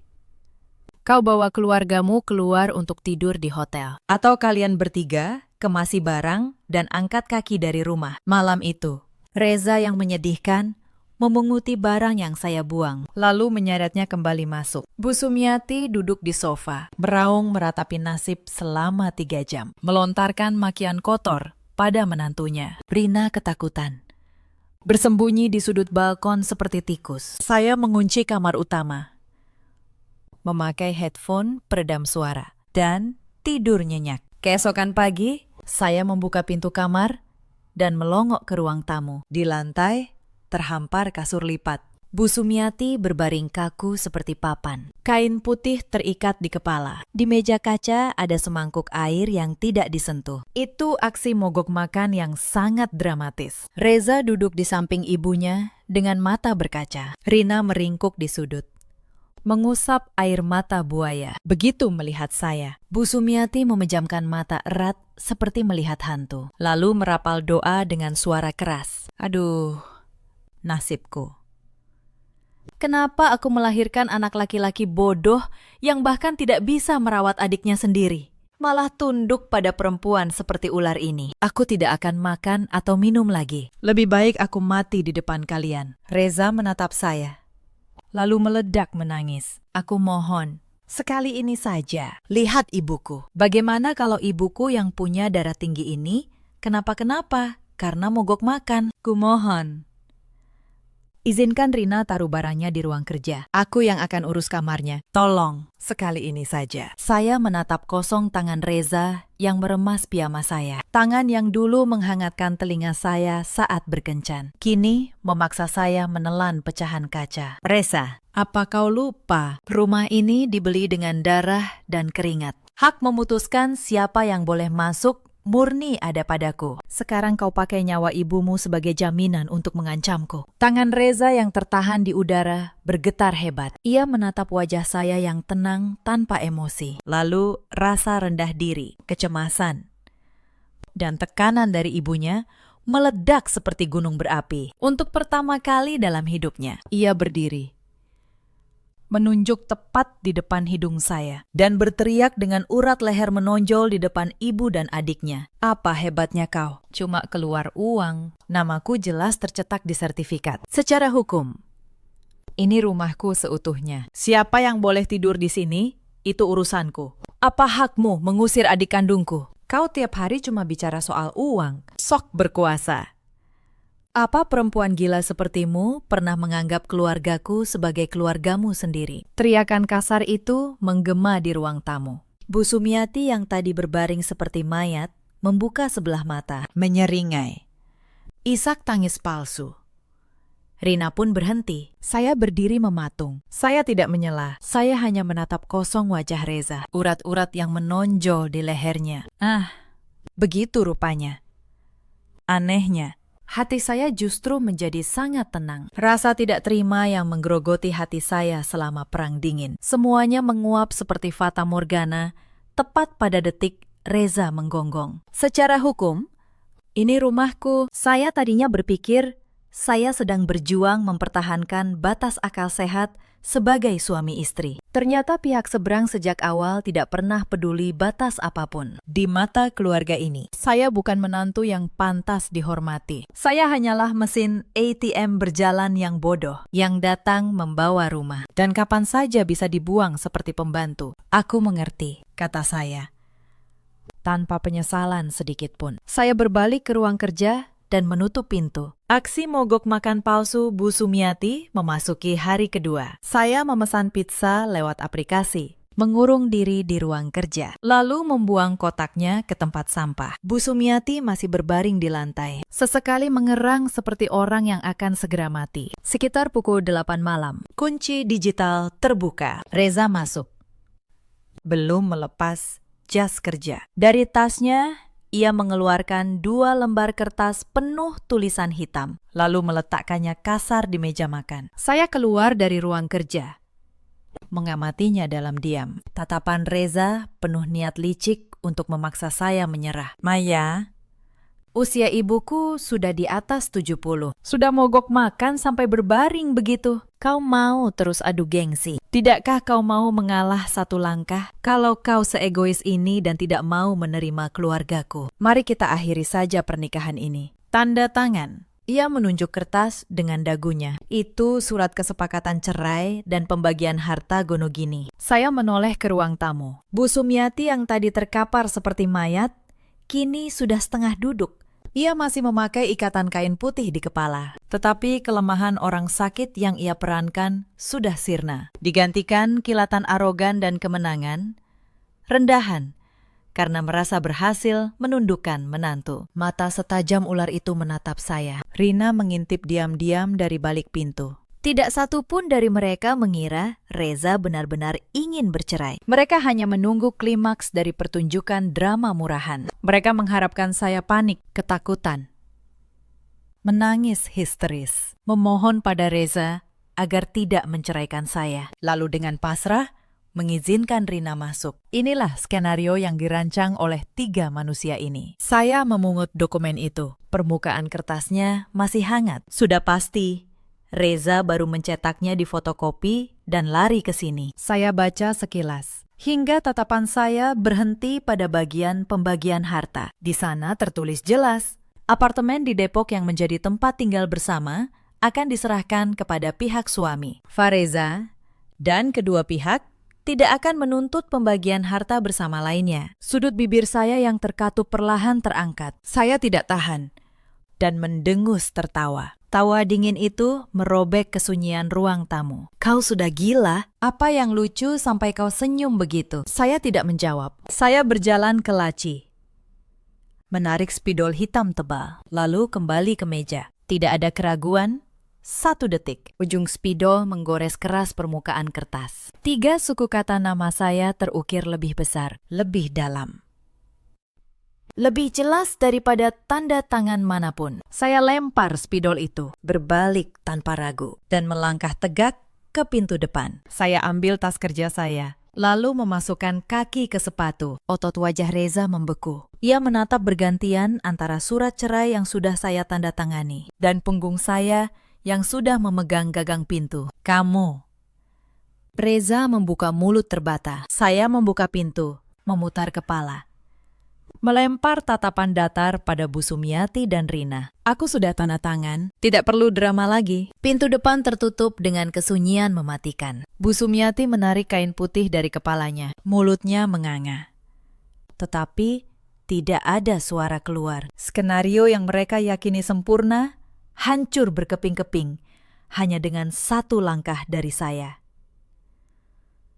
Saya berjalan ke lift. Napas saya luar biasa tenang. Tidak ada isak tangis. Sebaliknya, saat saya melempar surat cerai itu ke meja, belenggu berat bernama keluarga mertua yang menindas bahu saya selama 2 tahun terasa lepas selamanya. Setelah keluar dari kompleks, saya memanggil taksi ke Kebayoran, Jakarta Selatan, Pakistan. Saya sebutkan alamat rumah orang tua saya, lalu bersandar dalam-dalam. Saya memasukkan tangan ke tas kerja. Ujung jari saya menyentuh tekstur kaku dari map plastik biru. Itu map yang sengaja saya siapkan di tas sepulang kerja hari ini. Sebenarnya, pada detik saya membuka pintu dan melihat 2 koper merah muda serta kunci yang dibobol tanpa izin. Saya sudah membuat semua keputusan ini. Taksi berhenti di gang sempit perumahan tua. Saya keluarkan kunci dan membuka pintu pelan-pelan. Di ruang tengah hanya ada 1 lampu dinding temaram.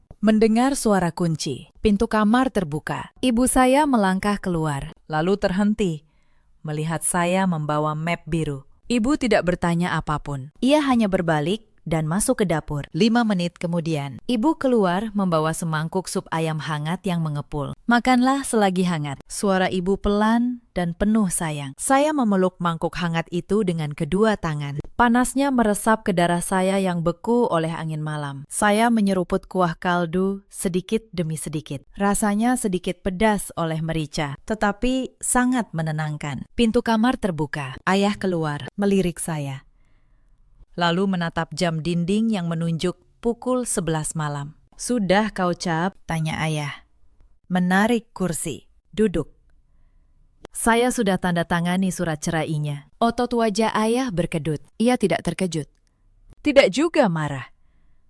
Lalu bagaimana dengan rumahnya? Di dokumen tertulis akan diserahkan ke pihak laki-laki. Tetapi saya tidak akan pernah membiarkan manusia itu mengambilnya. Saya mengeluarkan map biru, meletakkannya rapi di meja. Jari ayah berhenti mengetuk. Matanya yang tajam menatap map itu. Besok pagi, ikut ayah ke firma hukum di Kuningan. Ayah punya teman pengacara. Dulu pernah ayah sewa untuk menuntut mandor nakal. Dia ahli mengurus hal-hal kotor. Nada suara ayah memancarkan ketegasan seorang mantan kepala proyek. Saya berdiri, mendekap map itu ke dada, dan masuk ke kamar lama saya yang tata letaknya masih sama seperti 3 tahun lalu. Saya duduk di meja, menyalakan lampu, dan membuka sampul plastik biru. Di halaman pertama terselip mutasi rekening gaji pertama saya, 7 tahun lalu.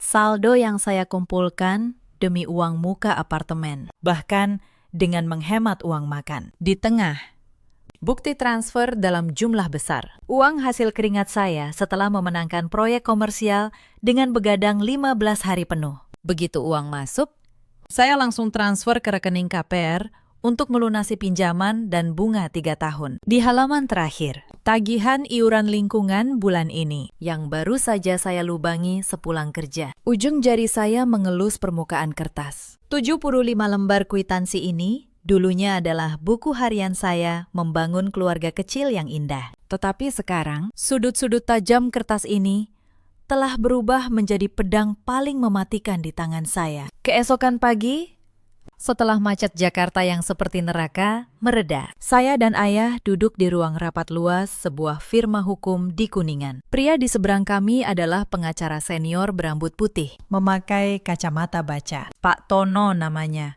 Ia membolak-balik lembaran dalam map biru satu persatu dengan jari-jarinya. Hanya terdengar suara gemerisik kertas. Setelah 30 menit, Pak Tono melepas kacamata, memijat pelipis, Dan menghela napas. Bu Maya, saya menangani gugatan harta Gonogini sudah 30 tahun. Tetapi baru kali ini saya melihat klien yang membuktikan sumber dana dan aliran uang sesempurna ini tanpa satu celah pun. Mulai dari akumulasi dana sebelum menikah, jalur transfer untuk uang apartemen, hingga bukti pelunasan setiap bulan. Semuanya cocok seperti roda gigi. Bahkan kwitansi toko material pun Anda simpan. Hebat. Apakah saya bisa merebut rumah itu kembali menurut hukum? Tanya saya. Menurut hukum perdata, kepemilikan berdasarkan nama di sertifikat. Namun, dalam gugatan Gonogini, yang paling dipertimbangkan pengadilan adalah sumber dana real. Meski apartemen ini atas nama Fahreza, terbukti jelas seluruh dana ditarik dari rekening pribadi Anda. Fahreza tidak mengeluarkan uang sepeser pun. Pasal kesepakatan cerai yang Anda tanda tangani karena emosi itu sangat tidak adil. Kita punya landasan kuat membantahnya. Saya duduk lebih tegak. Saya menatap kwitansi yang tersebar di meja, lalu menelan ludah. Berapa lama prosesnya? Sidang pokok bisa berbulan-bulan. Tetapi yang paling penting sekarang adalah mengunci rumah itu agar mereka tidak bisa menjual atau menjadikannya jaminan utang. Siang ini juga saya ajukan permohonan sita jaminan ke pengadilan. Singkatnya, kita bekukan apartemen itu sampai putusan akhir. Mereka tidak bisa menjual 1 meter persegi pun, tidak bisa mengubah nama pemilik, tidak bisa menjadikannya jaminan. Rumah itu akan jadi cangkang kosong di tangan mereka. Sita jaminan. Saya mengulang pelan.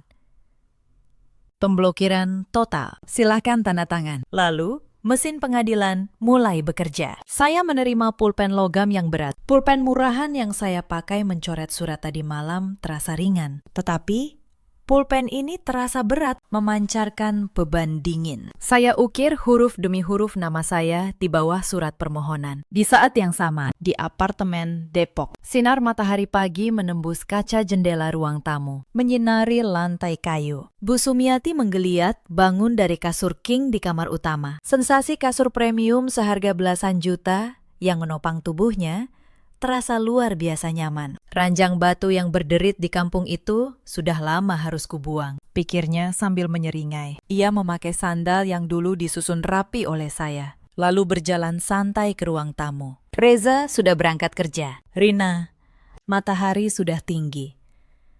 Cepat bangun. Bu Sumiati menggedor pintu ruang kerja. Pintu terbuka. Rina yang rambutnya berantakan seperti sarang burung, menggaruk kepala dan menguap. Aduh, Ibu, masih pagi.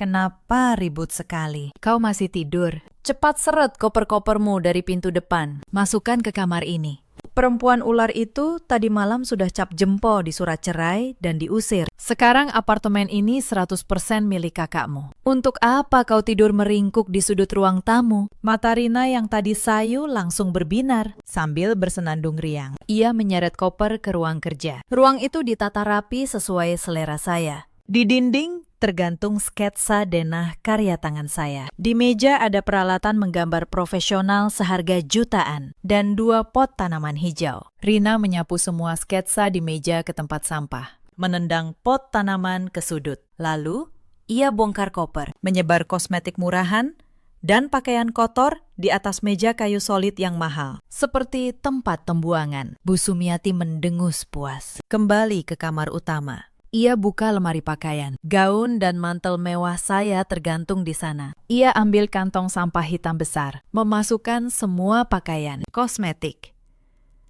dan aksesoris saya ke dalamnya, lalu menyeretnya ke balkon seperti barang rongsokan. Ia pergi ke dapur. Dikeluarkannya iga sapi wagyu dan seafood segar yang saya beli dari supermarket premium. Ia menuang minyak ke wajan dan mulai memasak hidangan mewah untuk dimakan bersama anak perempuannya. Ibu, apa perempuan itu benar-benar tidak akan kembali lagi? Tanya Rina.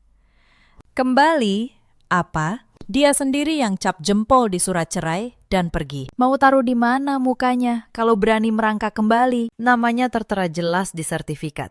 Perempuan itu biasanya licik seperti rubah, tapi kali ini ternyata bodoh. Mungkin dia pikir kalau tanda tangan, kakakmu akan ketakutan dan memohon-mohon sambil memegang kakinya. Lihat saja nanti, belum lewat 3 hari. Dia pasti menelpon kakakmu sambil menangis. Saat itu, kalau aku tidak memaksanya berlutut dan mencuci kakiku dengan tangannya sendiri, aku tidak akan biarkan dia lewati ambang pintu ini. Di sisi lain, Reza duduk di kubikel kantornya, matanya menatap layar. Tetapi tidak satu huruf pun masuk ke kepalanya sejak saya menutup pintu dan pergi tadi malam. Rasa cemas yang tak bisa dijelaskan menempel di dadanya. Saya berbalik dengan begitu dingin. Saya tidak meneteskan air mata, tidak mengamuk. Tidak ragu sedetik pun saat menggoreskan pena. Hanya memikirkan tanda tangan hitam di surat cerai itu sudah membuat matanya seperti tertusuk duri. Sejujurnya, saat ia membuat sertifikat atas namanya, ada secercah rasa superioritas dangkal di hatinya. Saat mabuk bersama rekan kerja, ia selalu memamerkan diri. Di awal usia 30, aku sudah beli apartemen baru. Hidup dalam kesombongan palsu perlahan membuatnya percaya apartemen itu benar-benar dibeli dengan kemampuannya sendiri. Getaran dari saku membangunkannya. Nama di layar adalah ibunya, Reza. Hari ini pulang tepat waktu. Ibu sudah mengemas semua pakaian si Maya ke gudang. Oh iya, pas pulang nanti, mampir ke kantor pengelola apartemen. Hapus nama Maya dari daftar penghuni. Bagaimana kalau nanti dia diam-diam masuk pakai kartu akses dan merampok rumah kosong kita? Ibu, tapi bagaimanapun, dia dulu istriku. Apa tidak terlalu kejam kalau justru karena kau terlalu lembek, makanya selama ini kau diinjak-injak? Secara hukum, ini rumahmu. Kenapa kau ragu mengurus administrasi? Cepat pergi dan urus. Sambungan terputus. Reza menatap layar yang menghitam, menghela napas. Meski ia juga merasa tindakan ibunya terlalu murahan. Di lubuk hatinya yang paling dalam, keegoisan telah menang. Karena saya melempar dokumen dan pergi. Ia ingin memanfaatkannya untuk bertingkah penuh sebagai pemilik rumah. Jika saya sudah cukup menderita di luar dan kembali merangkak memohon ampun, barulah ia akan menerapkan aturan besinya. Pukul 5 sore, Reza mengambil izin setengah hari dan bergegas pulang ke kompleks. Dengan sikap angkuh, ia membuka pintu kantor pengelola. Selamat sore, saya kepala keluarga unit Tower 15, nomor 92. Saya ingin perbarui data penghuni. Tolong hapus nama Maya dari daftar dan blokir kartu akses parkirnya. Reza mengeluarkan KTP dan menyodorkannya seperti melempar barang. Bapak pengelola menerima KTP, mengetik beberapa kali, lalu mengernyitkan dahi. Bapak Fahreza, informasi penghuni unit ini di sistem kami tidak dapat diubah sama sekali. Jangankan menghapus anggota keluarga, pencabutan kartu akses pun terkunci.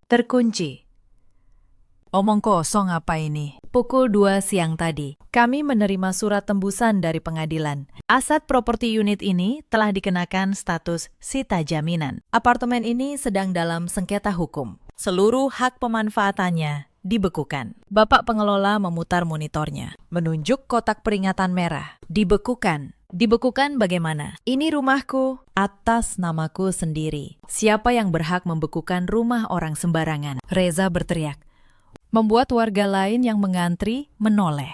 Bapak, lihat layar ini. Nama pemohonnya adalah Ibu Maya. Ini perintah penyitaan dari pengadilan. Pihak pengelola tidak berwenang mengubahnya. Silakan sewa pengacara dan selesaikan di pengadilan. Bapak pengelola menyorongkan KTP Reza kembali dengan tangan gemetar. Reza mengambilnya. Telapaknya basah keringat dingin. Kakinya lemas.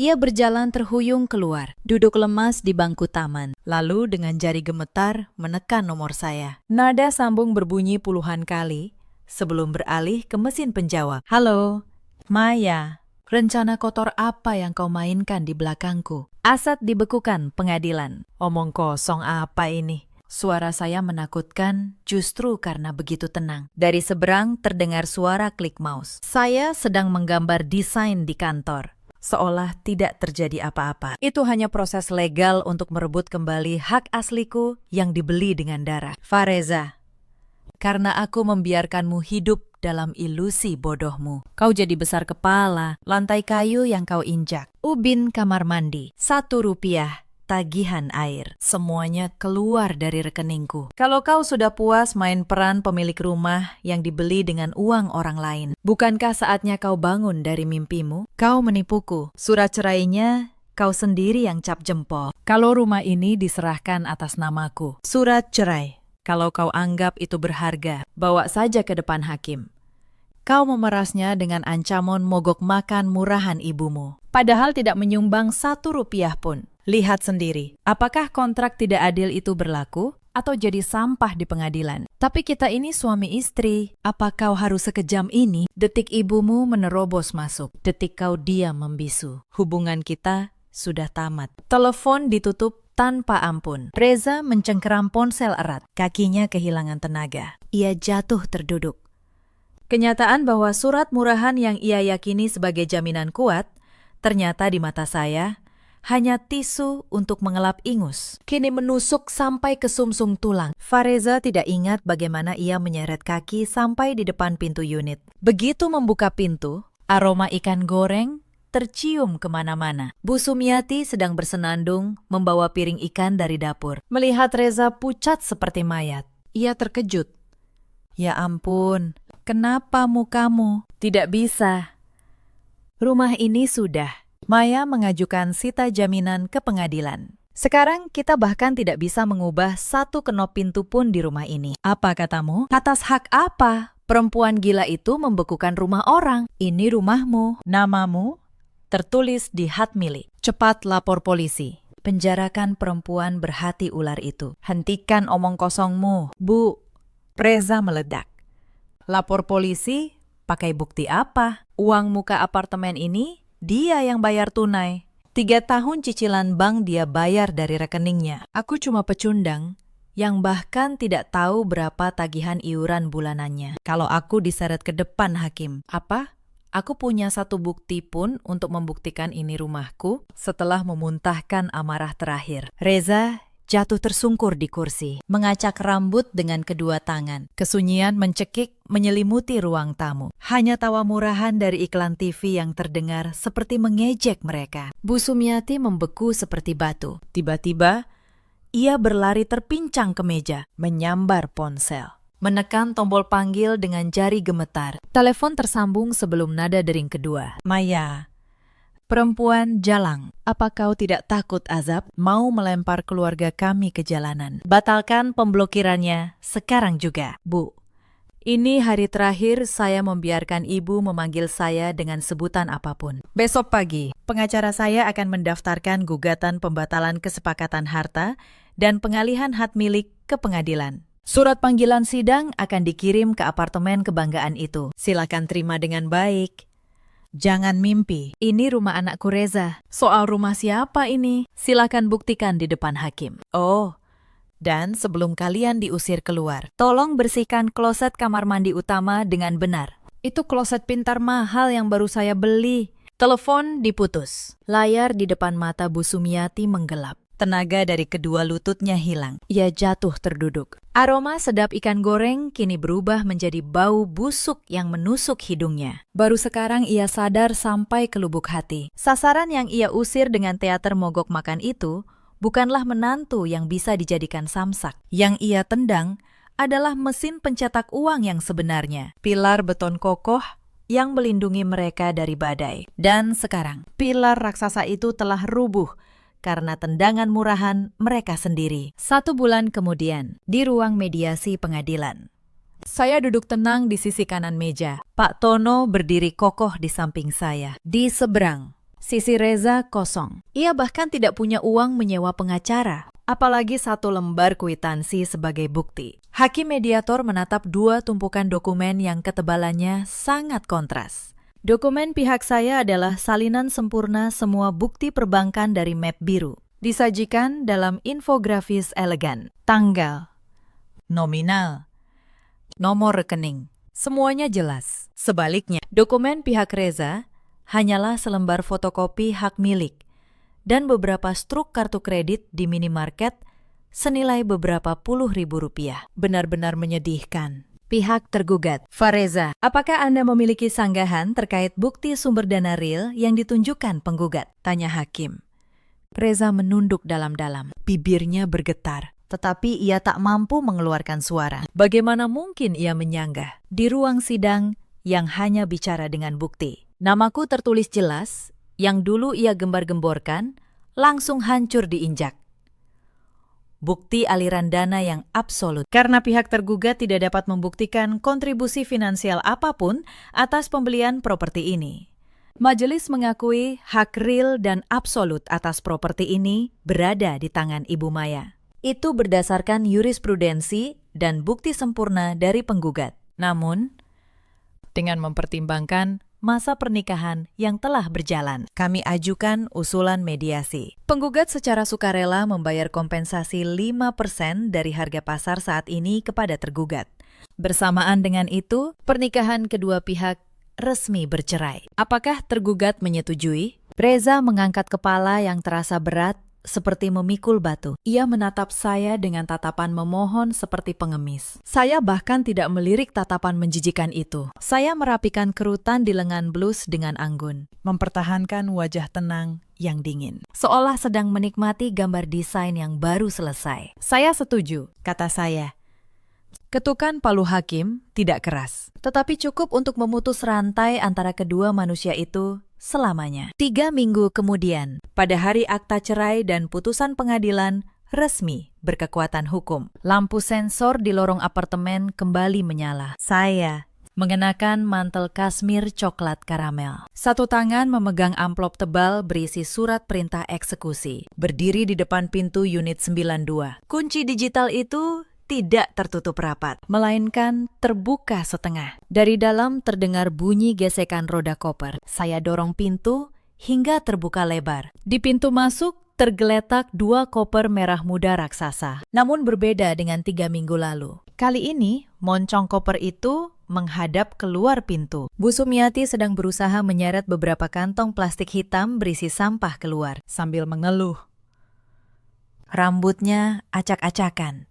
Wajahnya pucat kekuningan seperti mayat hidup. Kesombongannya saat duduk di kursi utama sofa sudah menguap. Melihat saya berdiri tegak di depan pintu, tubuh Bu Sumiati gemetar secara naluri. Ia menghindari tatapan dingin saya, menunduk dalam-dalam seperti tikus, dan buru-buru membuang kantong-kantong barangnya ke lorong luar. Rina yang menggendong ransel besar juga merangkak keluar, menempel ketat di belakang ibunya, menundukkan kepala dan gemetar seperti burung puyuh ketakutan. Yang paling terakhir keluar adalah Reza. Di tangannya hanya ada sebuah tas kecil murahan yang ia beli sendiri selama 2 tahun ini. Ia benar-benar diusir dengan tangan kosong. Uang kompensasi 5% dari pengadilan itu tidak akan cukup, bahkan untuk menutupi separuh utang adiknya. Ia harus membawa ibu tua dan adik jandanya yang menyedihkan kembali ke kampung reot di Wonogiri. Tempat mereka bahkan tak bisa meluruskan kaki untuk tidur. Tepat sebelum melangkah keluar, langkah Reza terhenti. Ia berdiri di ambang pintu dengan tangan menyilang. Bibirnya bergetar saat menatap saya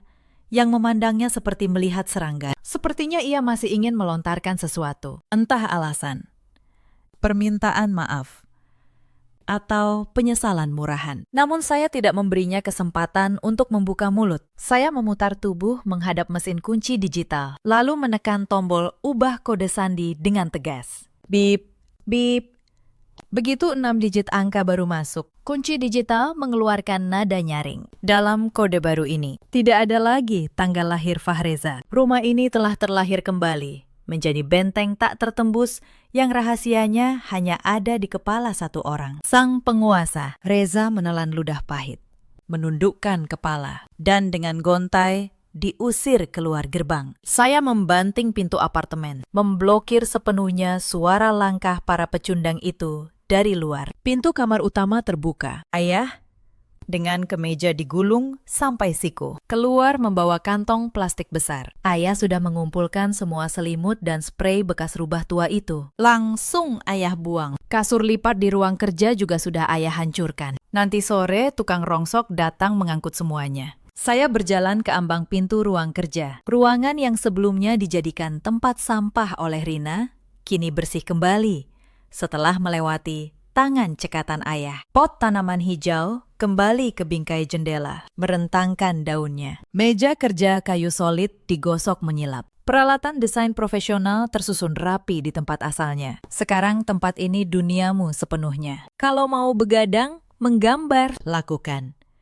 Kalau mau ubah jadi kamar bayi, panggil kontraktor sekarang juga. Jangan pernah menundukkan kepala dan hiduplah tegak. Ingat, di belakangmu selalu ada ayah. Saya memandang kerutan dalam di sudut mata ayah, lalu kembali menatap ruang kerja yang bersinar. Saya lepas sepatu hat tinggi dan menginjak lantai kayu solid dengan kaki telanjang. Tekstur hangat dan kokoh itu merambat naik dari telapak kaki. Inilah lantai kayu premium yang saya pilih sendiri. Setelah berkeliling 5 pasar bahan bangunan demi memeriksa serat kayunya, saya berjalan ke ruang kerja, membuka laci paling bawah dan memasukkan pedang paling tajam saya, map plastik biru itu, dengan penuh sayang ke dalamnya. Lalu mengunci gembok dengan bunyi klik. Kwitansi-kwitansi itu telah menunaikan tugasnya dengan sempurna. Mulai detik ini, setiap lembar lantai kayu, setiap jengkal dinding apartemen ini, hingga kehangatan sinar matahari di kaca jendela, semuanya